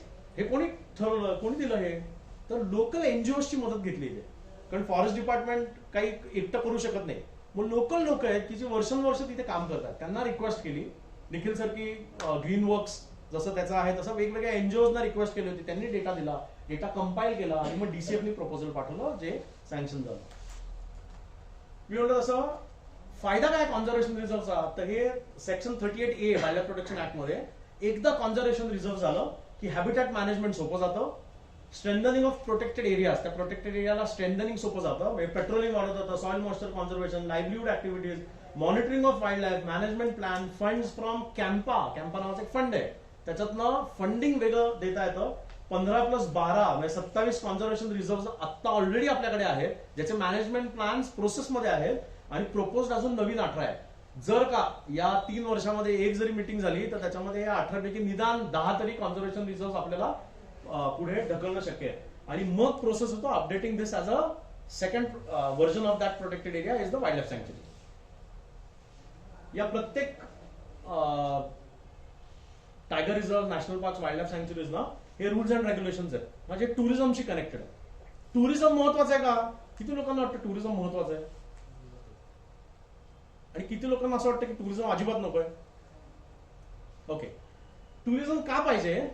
तर जे फॉरेस्ट डिपार्टमेंट करू शकत नाही त्यातल्या काही गोष्टी टुरिझममुळे उभ्या राहतात. एक साधं उदाहरण मी तुम्हाला स्लाइड मध्ये दाखवतो म्हणजे लक्षात येईल की आजूबाजूला जी गावं असतात तर त्यांना सोर्स ऑफ इन्कम येतो. 300 फॅमिलीज म्हणजे मध्ये एक सर्वे झाला आणि असं लक्षात आलं कान्हा नॅशनल पार्क वरती जगणाऱ्या 2 झोन्स मध्ये मिळून 300 फॅमिलीज आहेत. मग 300 फॅमिलीज जगतात म्हणजे काय करतात? ऍक्च्युअली जंगलांवर अवलंबून आहेत म्हणजे काय? तर इनडायरेक्ट बेनिफिट्स आहेत. कुठला तरी एक माणूस कुठल्या तरी हॉटेलमध्ये काम करतो, कुठला तरी एक माणूस लॉन्ड्रीमध्ये काम करतो, कुठल्या तरी माणसाचा धाबा आहे. तिथे ऑब्व्हियसली टुरिझम आलाय म्हणून हे सगळे अलाइड ऍक्टिव्हिटीज त्याला कनेक्टेड आहे म्हणून इन्कम हे उभं राहत आहे. रूल्स अँड रेग्युलेशन सगळीकडे. परत आपण जेव्हा जंगलात जातो तेव्हा आपल्याला एक स्पेशल परमिट असतं त्याला सेक्शन 28 म्हणतात. 28 कलमाखाली तुम्हाला जंगलामध्ये भ्रमंती करायची परमिशन असते. आपण जेव्हा ऑनलाईन परमिट्स काढतो तर PCCF परमिशन देत असतो तुम्हाला, पण त्याच्यामध्ये रूल्स अँड रेग्युलेशन्स आहेत. सनराईज टू सनसेट, रात्री जंगलात उठून जाता येत नाही. सनराईज टू सनसेट एवढीच परमिशन आहे. काही ठिकाणी नाईट सफारीज चालू केलेल्या आहेत. तर ते actually it is evening safari 7 to 10 त्या बफरमध्ये. परत फायदा डिपार्टमेंटचा आहे. फायदा कसा डिपार्टमेंटचा? तर पैसे तुमचे, व्हेकल पण तुमची, पण काम कोणाचं? फॉरेस्ट डिपार्टमेंटचं, कारण एवढा मॅनफोर्स नाही आहे त्यांच्याकडे. ठीक आहे. त्याच्यानंतर क्लोज इन चेक, हे काही रूल्स आहेत जे टिपिकल टुरिझमला आपण लावतो. एक इंटरेस्टिंग गोष्ट आहे, हे जर का पाहिलं ना JFM आणि EDC या कन्सेप्ट फार इंटरेस्टिंग आहेत. जिथे जंगल आहे त्या जंगलांच्या आजूबाजूला गाव आहे तिथे EDCs आहेत, इको डेव्हलपमेंट कमिटी. त्या कमिटीच्या थ्रू हा सगळा टुरिझमचा सेटअप हा युज केला जातो, वापरला जातो. तुम्ही जर का अर्बन लँडस्केप मध्ये पाहिलं, उदाहरण टेकड्या, तर तिथे जॉईंट फॉरेस्ट मॅनेजमेंट आहे. आपल्या गावाचा सरपंच पण तिथे असतो, तसं तिकडच्या गावांचा सरपंच पण तिथे मेंबर असतो, मेंबर सेक्रेटरी तिकडचा फॉरेस्टर असतो. आणि सगळं टुरिझम हे या ईडीसीच्या मार्फत कंट्रोल केलं जातं. उत्तम उदाहरण म्हणजे ताडोबातले बफर एरियाज. बफर एरियाज आणि कोर एरियाज म्हणजे काय, तर कोर म्हणजे गाभा जंगलाचा. आतमध्ये गावांना जर का गावं असतील तर त्याचं पुनर्वसन करणं गरजेचं असतं. आपल्याकडे पुनर्वसनाचे 2 पद्धती आहेत. एक म्हणजे लँड फॉर लँड, त्याला एक पॅकेज 1 पॅकेज 2 म्हणतात. काही ठिकाणी पैसे दिले जातात आणि म्हणतात की हे पैसे तुम्ही तुमचं जिथे जायचं तिथे जा, तुम्ही तुमचं घर बांधा. दुसरं पॅकेज असतं त्याच्यामध्ये तुम्हाला घर बांधून दिलं जातं. म्हणजे काही पैसे हे घरासाठी असतात, काही जमिनीसाठी असतात आणि उरलेले त्याच्या अकाउंटला दिले जातात. अशा 2 पॅकेजेस. परत आपण फॉरेस्ट डिपार्टमेंटची एक बाजू बघत असतो, पण याच्यामध्ये एक इंटरेस्टिंग गोष्ट आहे. आपल्याकडे कोळसा नावाचं एक गाव आहे ताडोबामध्ये. ते निम्मा कोळसा बाहेर गेलं आणि त्यांनी पॅकेज घेतलं होतं कॅशचं, की तुम्हाला आम्ही कॅश म्हणजे प्लॅन 1 घेतला होता, की पैसे देणार. तेव्हा 10 लाख रुपये मिळायचे. तर एक ऍडल्ट म्हणजे एक ऍडल्ट युनिट म्हणतात, म्हणजे नवरा बायको 2 भावंड, भावाचं लग्न झालं असेल तर नवरा बायको मिळून 1 युनिट आणि दुसरा नवरा बायको मिळून दुसरं युनिट, प्रत्येकाला 10 लाख रुपये. गंमत बघा कशी झाली की गव्हर्नमेंटचे GR किती इंटरेस्टिंग असतात. गाव पसंती द्यायला लागते त्यांना, की आमचं पुनर्वसन या गावात होणार आहे, तर ते आम्हाला पसंत आहे असं एक पत्र द्यायला लागतं. आणि तिकडच्या आजूबाजूच्या गावांना न हरकत एक पत्र द्यायला लागतं की आम्हाला काही प्रॉब्लेम नाही इथे आले तर. हे सगळं झालं फायनल आणि निम्म गाव गेलं बघा, त्यांना 10 लाख रुपये मिळाले. आणि निम्म गाव गेल्यानंतर गव्हर्नमेंटनी GR बदलला की 10 लाखाच्या ऐवजी 15 लाख रुपये गेले. ते उरलेली गावं परत आली की आता आम्हाला ते उरलेले 5 लाख पण पाहिजे. तर त्याच्यामुळे फॉरेस्ट डिपार्टमेंटची मशिनरी ही इम्प्लिमेंट करणं खूप इंटरेस्टिंग आहे. खुल्लापूर नावाचं एक गाव आहे, टायगर रिझर्वच्या बाहेर आहे. चांदोलीच्या बाहेर आहे, गेटला लागून. तिथं तर मजा बघा. पूर्वी किती 78 फॅमिलीज बघा, 78 फॅमिलीज होत्या. त्यांचा कागदपत्र झाला, त्यांचे फंड अलोकेट झाले आणि त्याच्यानंतर फॉरेस्ट डिपार्टमेंटचा जमीन मिळत नव्हती, पण त्याच्या आधीच हा व्यवहार केला होता आणि 10 वर्षानंतर जमीन मिळाली. 78 ची कुटुंब वाढली. 168 कुटुंब झाली. फॉरेस्ट डिपार्टमेंट बाय रूल म्हणताय आम्ही फक्त त्या 78 फॅमिलीजनाच पैसे देऊ शकतो. बाकीच्यांना देऊ शकत नाही कारण तेवढं फंडिंगच नाहीये. तर त्याच्यामुळे पुनर्वसन हे खूप कॉम्प्लिकेटेड आहे. पुनर्वसनामध्ये खूप मिटिंग्स घ्यायला लागतात. रानतळदी नावाचं एक गाव आहे जे आत्ता बाहेर पडेल, म्हणजे या मार्चमध्ये बाहेर पडेल, ताडोबाच्या कोरमध्ये. तर कोर आणि बफरमध्ये एक फरक, कोरमधले जी गावं असतात त्यांचं पुनर्वसन होणं गरजेचं असतं आणि ती प्रक्रिया आहे मोठी. बफरमध्ये गावं असू शकतात. बफरमध्ये मायनर फॉरेस्ट प्रोडक्ट्स, म्हणजे उदाहरण मी जर का ताडोबात येतं मला मोहाची फुलं, त्याच्यानंतर बांबू किंवा तेंडूपत्ता हे कलेक्ट करायची परमिशन असते या प्रोटेक्टेड एरियाजमध्ये. पण कोरमध्ये ते अलाउड नसतं. कोरमध्ये गावं पण बाहेर आणि मायनर फॉरेस्ट प्रोडक्ट्स तर लांबच राहिलं. पण बाहेरच्या बाजूला या एरियाजना परमिशन आहे, टुरिझम अलाउड आहे. ताडोबाची परत मी ताडोबा कसा होते, 16 गेट्स आहेत ताडोबामध्ये जे बफरच्या एरियाजमध्ये आहेत आणि 16च्या 16 गेटांवरती ईडीसीज आहेत. आणि सगळी गेट्स हे तिकडची लोकल लोक सांभाळतात. फॉरेस्ट डिपार्टमेंटचा इंटरफेरन्स एकदम कमी आहे आणि गेटाचा इन्कम हे कोरच्या दुप्पट आहे. फाईन जो कलेक्ट केला जातो तर तो पण गावकरी कलेक्ट करतात. खूप इंटरेस्टिंग आहे. एक प्रश्न आहे, मग कोरमध्ये पण हे पॉसिबल असतं काय टुरिझम किंवा अभ्यास? कोरमध्ये एक रूल आहे आपल्याकडे, 20% ऑफ द टोटल एरिया, म्हणजे जर का 1000 किलोमीटरचे रस्ते त्यातले 20% आर अलाउड फॉर टुरिझम. त्याच्यामुळे आता तुम्ही कुठेही गेलात तरी कोरमध्ये 20%च्या वरती अलाउड नाही, सुप्रीम कोर्टचा रूल आहे. पण बफरमध्ये असं काही नाही आहे. बफरमध्ये परत सांगतो, बफर तुमचा बफर सेफ असेल तर ऑब्व्हियसली कोर सेफ असतो. बफरमध्ये टुरिझम खूप चांगल्या पद्धतीने चालू आहे.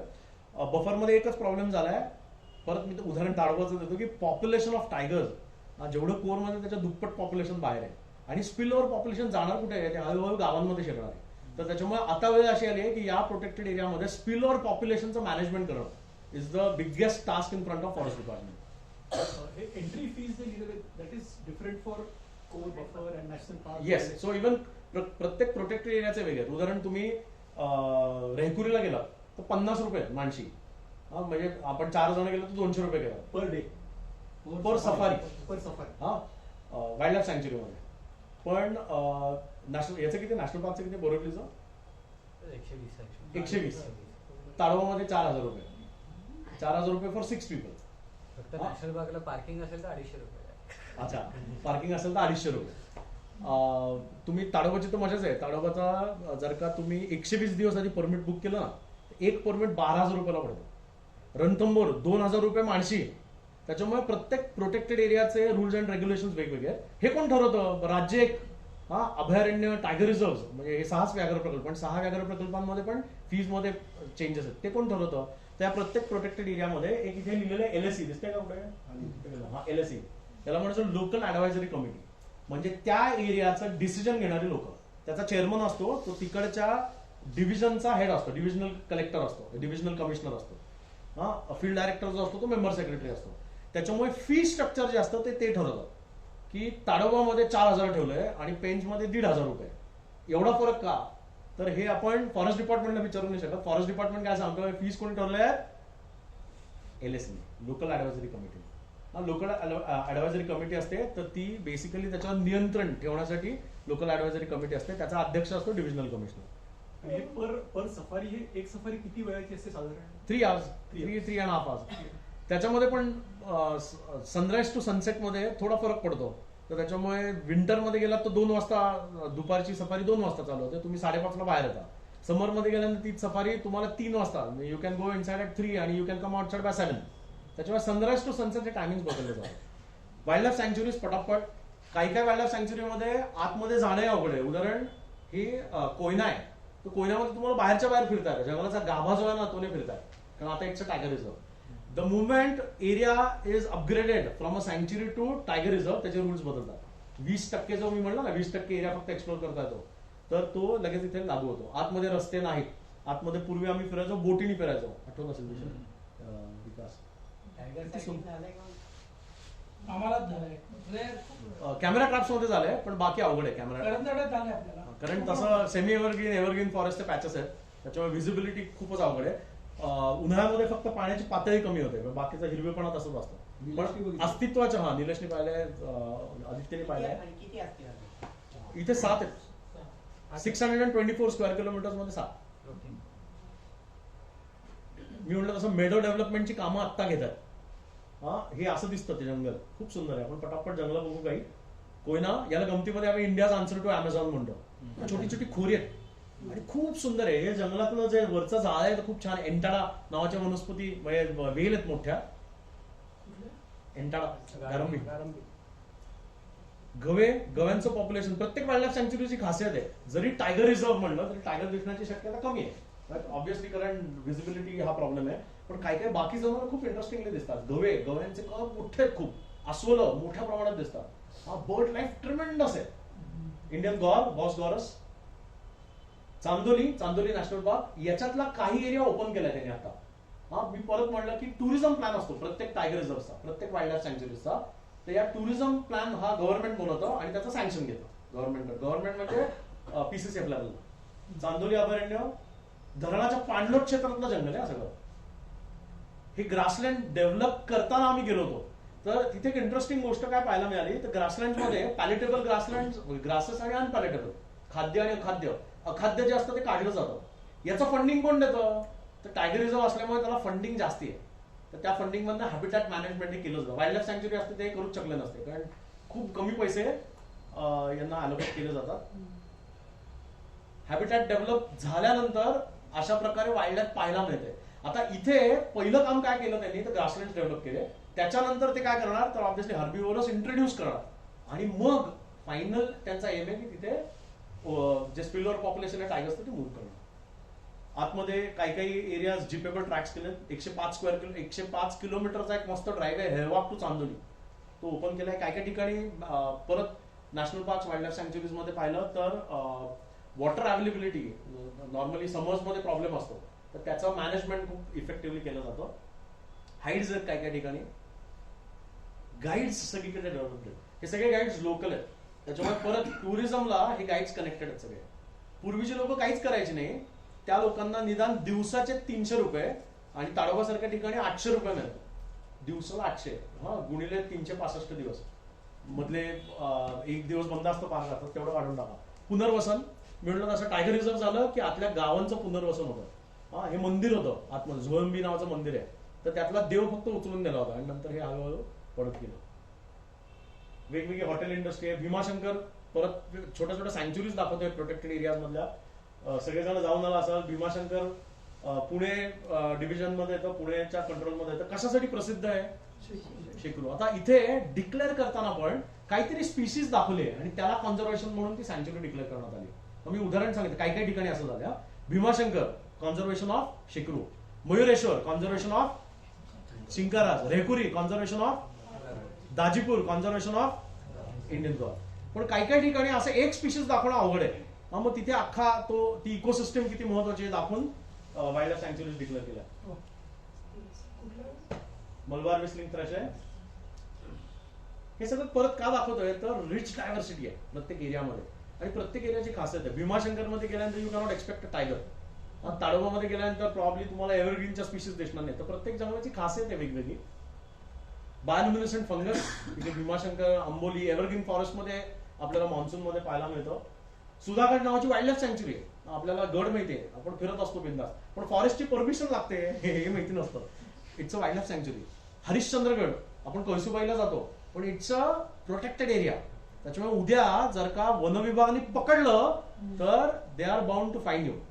तिथे असं म्हणू शकत नाही वर्षानुवर्ष आम्ही करतोय. वर्षानुवर्ष करत असाल ते इलिगल आहे. कारण याला कुठेतरी वाईल्ड लाईफ प्रोटेक्शन ऍक्ट खाली प्रोटेक्टेड एरिया म्हणून आपण डिक्लेअर केलेले आहे. पटापट जाऊ.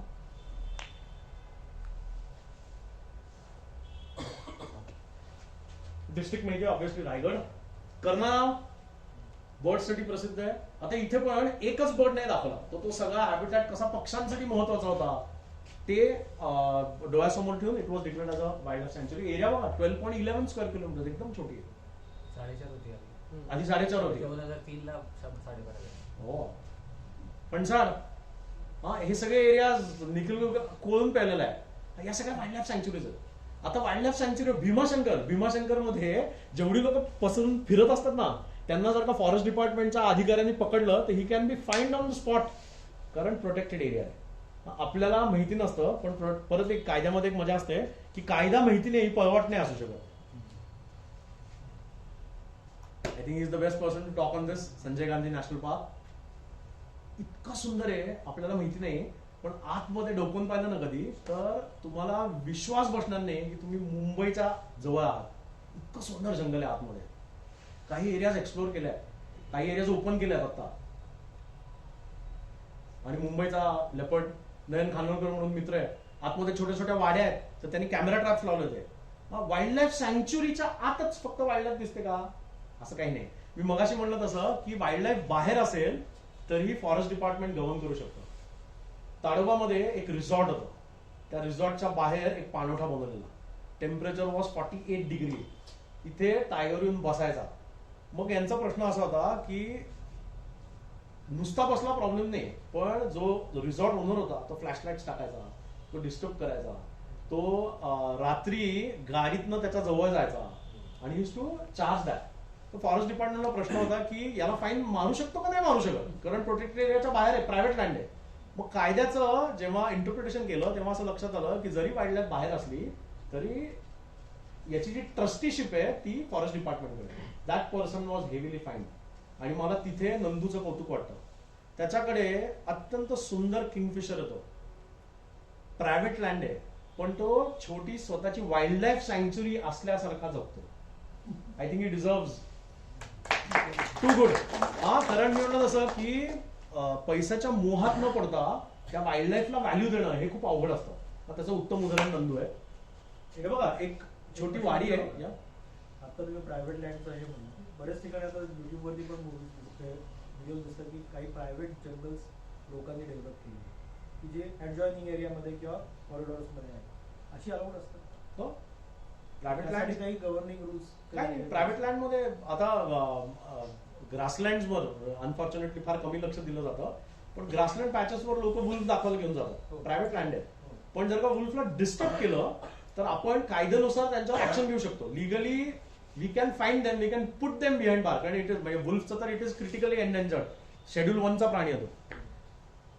एरियामध्ये स्वतःच्या प्रायव्हेट लँडमध्ये तुम्ही काही करू शकता, पण ते वाईल्ड लाईफला धोकादायक ठरलं तर फॉरेस्ट डिपार्टमेंट कॅन ऍक्ट. काही संबंध नाही. काही संबंध नाही. मुक्त आहे. हे बघा किती इंटरेस्टिंग आहे, किती जवळ वाईल्ड लाईफ. कॅमेरा ट्रॅप लावलाय, हे गाव आहे, दुपारी काढलेला फोटो आहे. संध्याकाळ झाला तो माणूस तिथे कुठेतरी टॉयलेट मधनं घर, रात्री त्याच एरियामधनं लेपर्ड फिरतो. वर्षानुवर्ष लेपर्ड्स फिरतायत, आपल्या आजूबाजूलाच असतात. अनफॉर्च्युनेटली जेव्हा आपण बघतो तेव्हा कॉन्फ्लिक्ट चालू होतो. आता वर्षानुवर्षी वाईल्ड लाईफ आपल्या आजूबाजूलाच आहे. एनिवे, कुठला एरिया? अंदमान धृतिमानचा फोटो आहे. बरं, हे काय माहितीये का?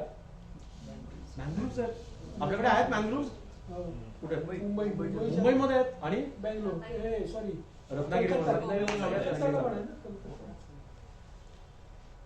ग्रासलँड किती छान छान आहेत. आता प्रयत्न असा चालू आहे की एक तरी रिजन ग्रासलँडची कॉन्झर्वेशन रिझर्व म्हणून डिक्लेअर करायची. तर म्हणून पुण्याच्या वाईल्ड लाईफ म्हणून प्रयत्न करतात की सासवड आणि आजूबाजूचा परिसर जिथे शेड्यूल 1चा प्राणी दिसतोय वुल्फ. 1929 मध्ये गुंथर नावाचा एक माणूस होता, त्यांनी वुल्फवरचं खूप चांगलं डॉक्युमेंटेशन केलंय. तर त्याचा उपयोग करून आत्ताचा जे काही पॉप्युलेशन आहे, तुम्हाला वुल्फ स्टेट म्हणून कर्नाटकाला आता घोषित केलं, पण कर्नाटकापेक्षा आपल्याकडे वुल्फ पॅक्स जास्त आहेत आणि एस्पेशली आपल्या रिजनमध्ये. तर असा एक प्रयत्न चालू आहे की आपल्याला ग्रासलँड एखादी इकोसिस्टम कॉन्झर्वेशन रिझर्व म्हणून डिक्लेअर करता येईल का, तर त्याचे प्रयत्न चालू आहेत. कास, आता परत कासमध्ये तोच प्रॉब्लेम होता, ओनरशिप प्रायव्हेट होती म्हणून लोक कशी गाड्या लावायचे. काही एरिया फॉरेस्टची होती, फॉरेस्ट डिपार्टमेंटने बांबू लावायला चालू केलं.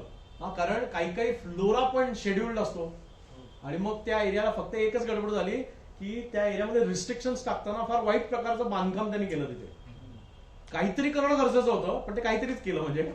आणि तिथे पण पब्लिक कन्सल्टेशन घेतलं होतं आणि असा प्रयत्न चालू होता की याला आपल्याला कॉन्झर्वेशन रिझर्व म्हणून डिक्लेअर करता येईल का. पण अनफॉर्च्युनेटली इथे maximum area private land owners, रेव्हेन्यूची खूप कमी जागा आहे. फॉरेस्टची तर जवळ फक्त कड्यावरची जागा ही फॉरेस्टची, तेवढाच एरिया कसा कॉन्झर्वेशन रिझर्व करणार, म्हणून ते अजून राहिलेले आहे. पण इथे इंटरेस्टिंग गोष्ट की कम्युनिटीजना एकत्र आणून त्या एरियामध्ये आपण रूल्स अँड रेग्युलेशन्स आता कडक लावलेले आहेत. त्याच्यामुळे आज जायचं असेल तर तुम्हाला टॅक्स भरायला लागतात, पैसे भरायला लागतात. एक लोकल गार्ड किंवा लोकल गाईड असतो, तो तुमच्या बरोबर येतो. जर का प्लास्टिक टाकलं, एखादा फुल चुकून उचलून आणलं तर त्याला कुठेतरी फाईन सिस्टीम केलेली आहे आणि हे सगळं गाव मॅनेज करतं. कास ऑब्विसली हे केलं फेन्स, पण हेही नसते तर कदाचित हेही दिसलं नसतं. टेबल लँडचं उदाहरण आहे आपल्यासमोर. टेबल लँड पण असंच फुलायचं. तुम्हाला माहितीये आपल्याकडे चांदोलीमध्ये झोळंबी नावाचं एक पठार आहे, ते काष्ट दुप्पट फिरतं, फुलतं, इतकं सुंदर आहे. पण फॉर्च्युनेटली ते कोर एरियामध्ये, त्याच्यावर 20% मध्ये ते बसत नाही. अशी खूप पठार आहेत. मायढोक याची तर फार इंटरेस्टिंग गोष्ट आहे. आता प्रोटेक्टेड एरिया करण्याचं इंटेन्शन चांगलं होतं बघा, इंटेन्शन इज गुड. पण गडबड काय झाली, 8,000 स्क्वेअर किलोमीटर हे नांदस अभयारण्य म्हणून डिक्लेअर केलं. 8,000 स्क्वेअर किलोमीटर म्हणजे त्याच्यामध्ये सोलापूर शहर आलं. आणि मग वाईल्ड लाईफ सँच्युरी डिक्लेअर केल्यामुळे वाईल्ड लाईफ सँच्युरीचे रूल्स अँड रेग्युलेशन्स त्याच्यावर लागू झाले. शेत विकायचे, फॉरेस्ट डिपार्टमेंटची परमिशन घ्या. इरिगेशन, पाईपलाईन आणायचे, फॉरेस्ट डिपार्टमेंटची परमिशन घ्या. म्हणून काही लोकांनी असं ठरवलेलं की आपण असले नसलेले बस्टर्स घालून टाकू, ती एरिया डिनोटिफाय करू. वाईल्ड लाईफ सँच्युरी डिनोटिफाय करणं त्या मानाने सोपं आहे टायगर रिझर्व पेक्षा. आणि त्याच्यानंतर कोणाचे तरी डोळे उघडले आणि त्यांनी सांगितलं अरे एवढ्या मोठ्या एरियामध्ये तो बस्टर्ड दिसतच नाही. मग त्याच्यावर सावरकरांच्या अध्यक्षतेखाली एक सावरकर कमिटी बसवली. त्यांच्या लक्षात आलं की तो पक्षी म्हणजे आता त्याचं पॉप्युलेशन खूपच कमी होतं, 1266 स्क्वेअर किलोमीटर मध्ये फक्त दिसतो. 8,000 स्क्वेअर किलोमीटर कुठे, 1266 कुठे. मग 1266 एरिया रिड्यूस केल्यानंतर असं लक्षात आलं एवढी पण वापरत नाहीये. मग फायनल आता किती एरिया आहे माहिती का, 366 स्क्वेअर किलोमीटर. पण ही अक्कल यायला किती वर्ष लागली आणि तोपर्यंत पक्षी दिसला का, आता पक्षी नाही आहे. ग्रासलँड खूप छान आहे. काही परत इंटेन्शन चांगलं होतं, अरे ग्रासलँड दिसतंय आपण मस्तपैकी झाडवलं. दुर्दैवाने कसलाही विचार न करता the entire grassland habitat was encroached आणि ऑब्व्हियसली ग्रासलँड खराब झाले. बस्टर्ड खूप जुना फोटो आहे, माझा नाहीये. वुल्फ आपल्याकडे पुण्याच्या आजूबाजूला वुल्फ पॉप्युलेशन खूप चांगलं आहे. रेकुरी काळवीट अभयारण्य, पण इथे पण तोच प्रॉब्लेम आहे, आजूबाजूला गाव आहेत सगळे. त्याचं मॅनेजमेंट जरा ढिल्लं पडतं कारण ग्रेझिंग खूप मोठ्या प्रमाणात चालतं. ग्रेझिंगचे पॅचेस ठरलेले असतात. वाईल्ड लाईफ सँच्युरीचा मॅनेजमेंट प्लॅन जर का चांगला असेल तर त्याच्यामध्ये ग्रेझिंग कुठे करायचं प्लॉट ए, प्लॉट बी, प्लॉट सी याचं आयडेंटिफिकेशन करता येतं. हा, जे कदाचित केलंय पण फॉलो केलं जात नाही. काळविटांचं पॉप्युलेशन खूप आहे. मयुरेश्वर हे चिंकारासाठी प्रसिद्ध आहे. हायनाज आहेत आपल्याकडे. नांदूर, मध्यमेश्वर मायग्रेटरी बर्ड साठी काही प्रोटेक्टेड एरियाज फेमस आहेत. जसाना आहे, ब्रॉन्झविंग जसाना आहे. रामसर साईट, रामसर साईटची पण कितीतरी प्रपोजल्स पेंडिंग आहेत. फ्लेमिंगोज, भिगवण, आपल्याकडे फ्लेमिंगोज होतो. 10 वर्षांपूर्वीचा एक इन्सिडेंट सांगतो की एक फ्लेमिंगो होता, तो जखमी होता. निखिल, आम्हीच दाखवलं गेलं की बोट जवळ घेऊन फोटो काढून दाखवतो आणि मला 1000 रुपये दे. तर सगळ्यांचे क्लोजअप, म्हणजे त्याच्यामध्ये फक्त तो फ्लेमिंगो पाण्यावरचा दिसतोय, बाकी काही दिसत नाही.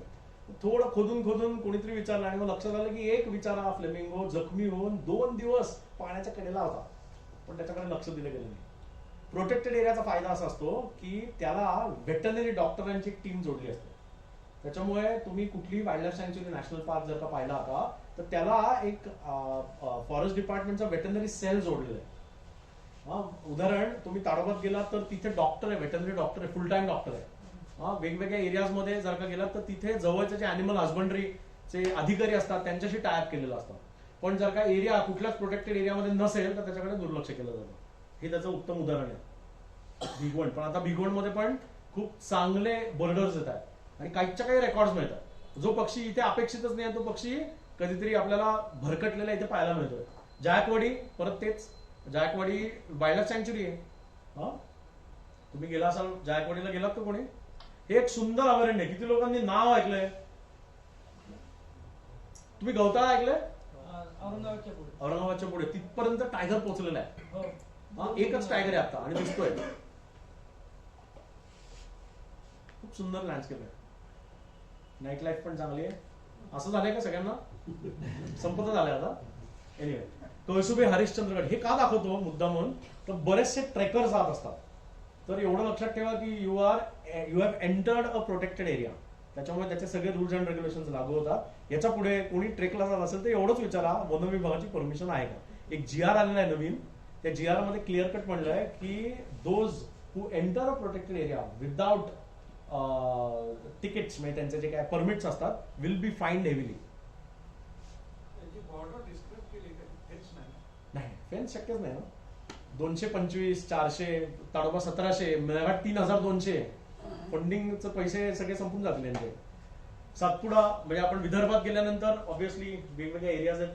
नागझिरा, नवेगाव नागझिरा टायगर रिझर्व ही वाईल्ड लाईफ सँच्युरी होती, त्याला नॅशनल पार्कचा एरिया जोडला आणि this was upgraded into a tiger reserve. महाराष्ट्रातला 5वा टायगर रिझर्व आहे. एकमेव एरिया ज्याच्या जंगलाच्या मध्यभागी राहता येतं. मधला भाग आहे दॅट इज बफर. मुद्दामून तो बफर ठेवलाय, नाहीतर आपण म्हणतो गाभा आहे ना तो जंगलाचा. पण हा एरिया जिथे अकोमोडेशन आहे that area has been notified as buffer area. Buffer मध्ये राहायला अकोमोडेशन चालू. पण आता आपण एक प्रपोजल दिलंय ज्याच्यामध्ये हे सगळं जे आहे वाइंड अप करायचं आहे, कारण दिस इज कॉझिंग डिस्टर्बन्स. आणि काही आता ऑलरेडी त्याचं नोटिफिकेशन आलंय की बाहेरच्या बाजूला त्याचं बांधकाम चालू झालंय. म्हणजे आता एक मे बी 6 महिन्यानंतर किंवा जास्तीत जास्त 1 वर्षानंतर तुम्हाला राहायचं असेल तर बाहेर राहायला लागेल. आतलं accommodation this was excluded from the critical tiger habitat, पण now it has been included. Nagzira tiger reserve. संध्याकाळच्या वेळेला बसलात तर तुम्हाला ग्लायडिंग स्कुरेल दिसते, ग्रेडेड फिश इगल आहे, नवेगाव बांध. परत एरिया खूप छान आहे. फॉर्च्युनेटली नक्षलाइट्सच्या ऍक्टिव्हिटीमुळे टुरिझम पण कमी आहे, पण टुरिझम महत्वाचं आहे, कारण टुरिझम हेल्प्स इन कॉन्झर्वेशन. माहिती कुठला? गोंदियामध्ये सारस फेस्टिवल काही दिवसांपूर्वी भरवलेलं. तिकडचे कलेक्टर होते अभिमन्यू काळे, तर त्यांना या बर्ड्सच्या प्रोटेक्शनसाठी वेगवेगळ्या लोकांनी एकत्र यावं म्हणून he started this activity. Tipeshwar, इथे टायगरच सगळं मॅनेज करतो. एरिया किती आहे? 49 स्क्वेअर किलोमीटर एरिया. टायगर्स किती आहेत माहितीये? किती टायगर्स आहेत? 20 टायगर्स. म्हणजे आम्ही गेलो होतो तेव्हा 8 ऍडल्ट होते आणि 12 पिल्ल होती. पण इथे एक प्रॉब्लेम आहे परत, की इथे जर का तुम्ही हॅबिटॅट वाईज पाहिलं तर व्हेरी पुअर हॅबिटॅट. आतमध्ये हर्बिवोरसची संख्या कमी आहे. मग टायगर्स खातात काय? आजूबाजूच्या गावातली जनावर, पाळीव जनावर. 6 सामोरं सोडलेत, ती 6च्या 6 इंटॅक्ट आहेत अजून. 6 कल्पनांनी वावरत असतात. फेमस T1 अवनी नावाची टायगरस ज्याच्याविषयी खूप चालू होतं ना, ती आहे अवनी. टायगर ही जमात कशी बघा, 128 दिवस जवळजवळ त्याची शोध मोहीम चालू होती अवनीची. 49 स्क्वेअर किलोमीटरची एरिया, जास्ती असेल कारण पांढरगोडा अख्खं धरलं तर 130 स्क्वेअर किलोमीटरची एरिया, 256 लोक जमिनीवर, 11 एलिफंट्स, STPF चे 400 जण, 128 दिवस ही वाघीण कोणालाही दिसली नाही. झाडी पाहिली तर झुडपी आहे, खूप मोठं फॉरेस्ट नाहीये. इंटरेस्टिंग आहे. बोर मॅनिटर 16 माणसं मारली आणि 16 नाही 13 आणि जवळजवळ 60% of the body was consume. त्याच्यामध्ये लोक इकडे पुण्यात पण चर्चा चालू होती, अवनीला कशाला मारलं. महत्वाचं नाही त्याच्यासाठी नाही, इथे बसून हे सगळे स्टेटमेंट करणं खूप सोपं आहे, पण गावात ती जी परिस्थिती असते ना 6:30 नंतर, आणि गंमत अशी आहे, जर का फॉरेस्ट डिपार्टमेंटने ऍक्ट केलं नसतं तर गावकऱ्यांनी सगळा कायदा हातात घेतला असता आणि उरलेलं सगळं टायगर पॉप्युलेशन. एनिवे तो वेगळाच विषय. बोर टायगर रिझर्व भारतातलं सगळ्यात छोटं प्रोटेक्टेड एरिया म्हणजे टायगर रिझर्व बोर.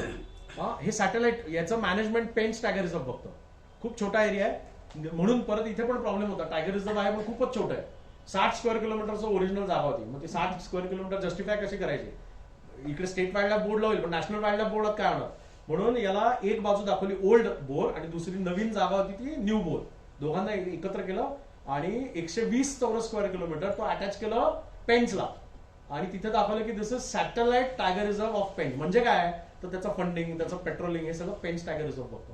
पेंच मोठा आहे, हा एरिया आहे बोर्डांचा. सातपुडा रेंजेस आहेत सगळ्या, खूप सुंदर जंगल आहे, ड्राय डेसिडियस फॉरेस्ट आहे. टायगर्स पॉप्युलेशन खूप चांगलं आहे. काटेपूर्णा छोटी सँक्च्युरी आहे, तिथे पण टायगर पॉप्युलेशन आहे. सांगायचीच गरज नाही, तुम्हाला फोटोवरूनच कळेल कुठलं आहे ते. काटेपूर्णा नावाची वाईल्ड लाईफ सँक्च्युरी आहे. हे काय माहितीये का कुठलं आहे, ताडोबा. ताडोबा बद्दल खूप बोलणार आहे ऍक्च्युली. आता हायेस्ट डेन्सिटी ऑफ टायगर्स महाराष्ट्रातली विचारली ना ताडोबामध्ये मिळणार, तसं कोर आणि बफर म्हणून 115 टायगर्स आहेत. आणि मोस्ट ऑफ द टाइम्स जे लोक टुरिझमसाठी आत जातात त्यांना टायगर आत न दिसता रस्त्यावरनं हॉटेलमध्ये जाताना दिसतात.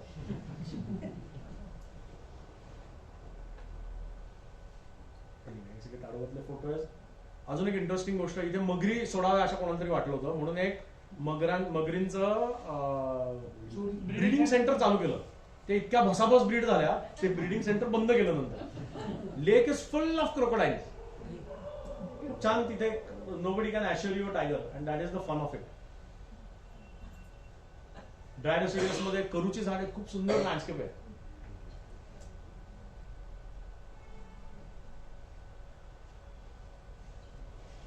वान हे सगळं मेळघाटच्या दिशेला आहे, अमरावती जिल्हा.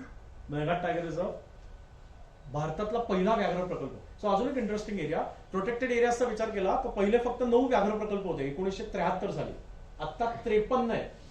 हा जो लेटेस्ट टायगर रिझर्व आहे तो 2021 साली रामगड विषाधारी नावाचा एक टायगर रिझर्व आहे, रणथंबोरला लागून आहे, रणथंबोरच्या जवळ आहे, तो डिक्लेअर करण्यात आला राजस्थानमध्ये. प्रोसेस खूप इंटरेस्टिंग असते. Wildlife sanctuary upgraded into national park आणि मग declared as a tiger reserve स्टेटला आणि मग फायनल नोटिफिकेशन येतं नॅशनल वाईल्ड लाईफ बोर्डकडून. प्रोटेक्टेड एरियाच्या बाहेर जिथे जिथे प्रादेशिक जागा आहे अशा ठिकाणी पण टायगर्स मोठ्या प्रमाणात आहेत. तुम्ही जर का चंद्रपूर जिल्ह्यात गेलात तर प्रत्येक गावाच्या आजूबाजूला टायगर दिसतो. किती सुंदर जागा. हे मेळघाट आहे सगळं. मेळघाटची खासियत कुठलं आहे, हे काय फॉरेस्ट आउटलेट कुठलं आहे सगळं, हे फॉरेस्ट आउटलेट आहे. हा हे स्पॉटेड आउटलेट आहे. इथे पांढरट दिसतंय का, खूप इंटरेस्टिंग आहे. मी आणि राजू गेलो होतो तर एका माणसाने त्याचा आवाज काढला. चौरापूर नावाचं गाव होतं तिथे तो आला. आम्हाला तिकडे लोकल किरण पुरंदरे दिसला. मग आम्ही त्याच्याशी बोलत होतो. एक इंटरेस्टिंग गोष्ट, जगातला सगळ्यात दुर्मिळ दिसणारा पक्षी दाखवणाऱ्याचं नाव होतं फालतू. फालतू नावाचा गोंड होता. नाही नाही औल घुबड. एनिवे चपरा wild life sanctuary Gadchiroli district. So conservation through tourism. या सगळ्या प्रोटेक्टेड एरियामध्ये एक गोष्ट कॉमन आहे जी आता सगळीकडे चालू करतायत, म्हणजे काही प्रमाणात कंट्रोल्ड वे मध्ये टुरिझम. कारण टुरिझम मधनं कॉन्झर्वेशन होऊ शकतं असं प्रूव्हन रेकॉर्ड आहे. डिस्ट्रक्शन नीट नाही फॉलो केलं तर ते इको टेररिझम पण होऊ शकतं. हा, पण नीट जर का वापरलं तर it is a tool for conservation. Pench, Sillari, anyway interesting गोष्ट बघा, एका प्रोटेक्टेड एरियामुळे काय काय इंडस्ट्री उभी राहते. उदाहरण बघा, वाघ आला म्हणून आपण ताडोबासाठी नागपूरला उतरतो, म्हणजे फ्लाईट आली, फ्लाईट वरनं उतरून चालत जाणार नाही होत, म्हणजे पिकअप ड्रॉप आला. गेल्यानंतर हॉटेल इंडस्ट्री आहे, हॉटेलमधली लोकल लोक आहेत जे तुम्हाला तिथे प्रत्येक रूम साठी एक एक बॉय दिलेला आहे. हा, लॉन्ड्री सिस्टीम आहे, गाईड्स आहेत, लोकल जिप्सी ड्रायव्हर्स आहेत. ताडोबाच्या कोर आणि बफर मध्ये मिळून 400 लोकांना, म्हणजे हे 400 लोक गाईड्स आहेत, इनडायरेक्टली 400 लोक गाईड, 400 लोक ड्रायव्हर, म्हणजे 800 लोकांचे इन्कम त्याच्यावर अवलंबून आहे. मी फक्त गाईड्स म्हणतोय, बाकी वेगळीच इंडस्ट्री आहे. बाहेरच्या बाजूला चहाच्या टपऱ्या आहेत, त्यांचं इन्कम. तिथे एक बिजाराम नावाचा एक बिचारा माणूस आहे, सकाळी 5 वाजता पोहे आणि तर्री करतो. हॉटेल कितीही 5 स्टार असेल पण ब्रेकफास्टला लोक तिकडे जातात आधी. हा, किती लोकल लोक आहेत सगळे. हा, इथे प्रत्येक लॉन्ड्रीज आहेत. नंतर काही ठिकाणी ना लोकल ट्रेडिशन जपलेलं आहे. तुम्ही जर का कानाला गेला तर बैगांचा डान्स, त्या बैगांना पैसे मिळतात. हा, त्याच्यानंतर लॉन्ड्री सिस्टीम आहे, हॅबिटॅट, हे सगळे पैसे याच्यासाठी वापरले जातात, हॅबिटॅट डेव्हलपमेंटसाठी. आतले हे पैसे फॉरेस्ट डिपार्टमेंटच्या खिशात जात नाहीत. हा, फॉरेस्ट डिपार्टमेंटच्या ट्रेजरीमध्ये पडून नाही, ते टायगर कॉन्झर्वेशन प्लॅन मध्ये, फंड मध्ये पडतात आणि तिथून वेगवेगळ्या ऍक्टिव्हिटीज मध्ये या परत वापरल्या जातात. हे उदाहरण बघा किती इंटरेस्टिंग आहे. ट्रेनिंग, पेंच, जोर, ताडोबा, मेलघाट, नवेगाव टायगर रिझर्व आणि काही काही विलेजेस छोट्या छोट्या, म्हणजे उमरेड करायला वाईल्ड लाईफ सँक्च्युरीजच्या आजूबाजूच्या लोकांना शॉर्टलिस्ट केलं गव्हर्नमेंटने टुरिझम ऍक्टिव्हिटीजनं. Objective, tiger conservation by reducing forest dependency through alternative livelihood. गव्हर्नमेंटच्या फक्त फंडिंगवर अवलंबून असतो तर याच्यातलं काहीच घडलं नसतं. ट्रेनिंग फील्ड्स, कशा कशा ट्रेनिंग दिलं, हाऊसकीपिंग, फूड अँड बेव्हरेजेस. प्रथम नावाची कंपनी आहे, त्याच्याबरोबर टायअप करून हे ट्रेनिंग प्रोग्राम राबवले जातात. त्याचा एक सेटअप पेंच मध्ये 843 youths from over 150 villages enrolled so far, of which 700 were trained fully, excluding dropouts. त्यातले काही लोक ड्रॉपआउट झाले. All 700 got placements in 79 hotels and resorts with 3 to 5 star ranking across 26 cities in India.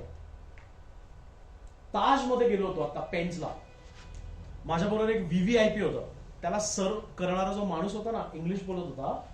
मला कळत होतं की हा आदिवासी आहे. मी त्याला विचारलं की आप कहाँ के हो, तो म्हणला साहब मैं पिटेझरी से हो. पिटेझरी कुठे होतं, नागझिराच्या दारात. तो माणूस इंग्लिश बोलत होता, तो माणूस 5 स्टार हॉटेलमध्ये काम करत होता. बघा किती इंटरेस्टिंग आहे. 80% are tribal youths, about 80% below poverty line. Minimum education is just 8th pass. Age for enrolment 18 to 30 ठेवलं होतं, म्हणजे ट्रेनिंग घ्यायला तेवढी ती ऍब्झॉर्ब करतो, कपॅसिटी चांगली असते. कोर्स ड्युरेशन किती होता, 2 महिन्यांचा कोर्स. हे कुठून आलं फंडिंग सगळं, tourism activity. Earning salary from about 7,000 to 40,000 along with PF, medical facilities and food and accommodation. हे पाहिल्यानंतर असं म्हणणं शक्य आहे का की tourism does nothing for conservation. एवढ्या फॅमिलीज ज्या इतर वेळेला जंगलांवर अवलंबून होत्या, त्यांना एक अल्टरनेटिव्ह सोर्स ऑफ इन्कम मिळाला. हे झालं प्रोटेक्टेड एरियाचं. प्रोटेक्टेड एरियाच्या बाहेर टेरिटोरियल पार्ट जो असतो त्याच्यातलं एक उदाहरण सांगतो तुम्हाला आणि मग आपण थांबू. भिगवण. भिगवणमध्ये पूर्वी मासे मारण्यासाठी लोक जायचे. त्या मासे मारण्यामधून लक्षात आलं की अरे इथे लोक येत आहेत, इथे फ्लेमिंगो नावाचा पक्षी येतो, तर बघायला पुण्यातनं लोक येत आहेत. मग एका मासे मारणाऱ्या माणसाने सगळ्यांना पटवलं की आपण मासे या काळामध्ये मारायला नको, आपण लोकांना पक्षी दाखवायला घेऊन जाऊ. मग त्यांनी त्याच्याच आजूबाजूच्या लोकांना तयार केलं आणि बोटी माशांसाठी नाही केवळ, तर बर्डिंगसाठी घेऊन जायला लागलं. मग फक्त बर्ड दाखवण्यासाठी पुण्यातनं कोणीतरी येणार, राजू पंडितांना घेऊन जाणार, मुंबईवरनं निखिल भोपळे येणार, कोकणातनं नंदू येणार किंवा विकास येणार. तर याच्याऐवजी आपण स्वतःच तयार होतो. म्हणून ते स्वतः उत्तम बर्डर्स झाले, त्यांच्याकडे फील्ड गाईड झाले, they started reading the books. हळूहळू फोटोग्राफी करायला लागले. फरक असा पडला की पूर्वी एखाद्या जाळ्यामध्ये जर का एखादा पक्षी अडकला तर पहिल्यांदा काय व्हायचं, आता काय होतं की एक नंबर डायल केला जातो, तो लागतो रेस्क्यू सेंटरला फॉरेस्ट डिपार्टमेंटच्या, आणि तिथे तिकडची टीम बोलवली जाते. म्हणजे इनडायरेक्टली कॉन्झर्वेशन होतंय का? 100% होतंय. एखादी चुकीची गोष्ट, आंध्र प्रदेश मधली काही लोक या काळामध्ये, खास करून नोव्हेंबर, डिसेंबर, जानेवारी, फेब्रुवारीमध्ये मायग्रेटरी बर्ड्स पकडण्यासाठी यायचे, जाळं लावायचं आणि त्याचं मीठ सेल करायचं. भिगवणच्या या सगळ्या मित्रांनी मिळून ती अख्खी टीम पकडली आणि ते थांबलं. कॉन्झर्वेशन झालं का? झालं. लोकांना इन्कम मिळालं का? मिळालं. आणि सगळ्यात महत्वाची गोष्ट, याच्यातनं एज्युकेशन गेलं का? गेलं. म्हणजे याला इनडायरेक्टली कॉन्झर्वेशन थ्रू एज्युकेशन, त्याला इको टुरिझम किंवा आता नवीन शब्द रिस्पॉन्सिबल टुरिझम, की जे 3 प्रिन्सिपल्सवर आहे. इन्कम टू लोकलाइट्स, की जे इथे मिळतंय, सगळ्या प्रोटेक्टेड एरियाचा विचार केला तर तिथे मिळतंय. दुसरं कॉन्झर्वेशन होतंय का? निश्चित होतंय. आणि तिसरं सगळ्यात महत्वाचं एज्युकेशन. या 3 पिलर्स वरती ही इको टुरिझमची कन्सेप्ट उभी आहे. आपल्या प्रोटेक्टेड एरियाचं कॉन्ट्रीब्युशन खूप मोठं आहे कॉन्झर्वेशन मध्ये. पण मी म्हणलं तसं याच्यात ग्रेडेशन्स आहेत. तर पुढच्या वेळेला जाताना एखाद्या कॉन्झर्वेशन एरियामध्ये जाणार असाल, प्रोटेक्टेड एरियामध्ये जाणार असाल, तर त्या प्रोटेक्टेड एरियामध्ये वाघ सोडून काय काय दिसतंय, तर याचा पण अभ्यास करा. आणि हे प्रोटेक्टेड एरिया हे कॉन्झर्वेशनसाठी कसं हेल्प करतंय, तर त्याचा अभ्यास करायचा प्रयत्न करा. एनिवे, सो ही थोडक्यात प्रोटेक्टेड एरियाची ओळख होती. Thank you so much. Thank you sir. Thank you.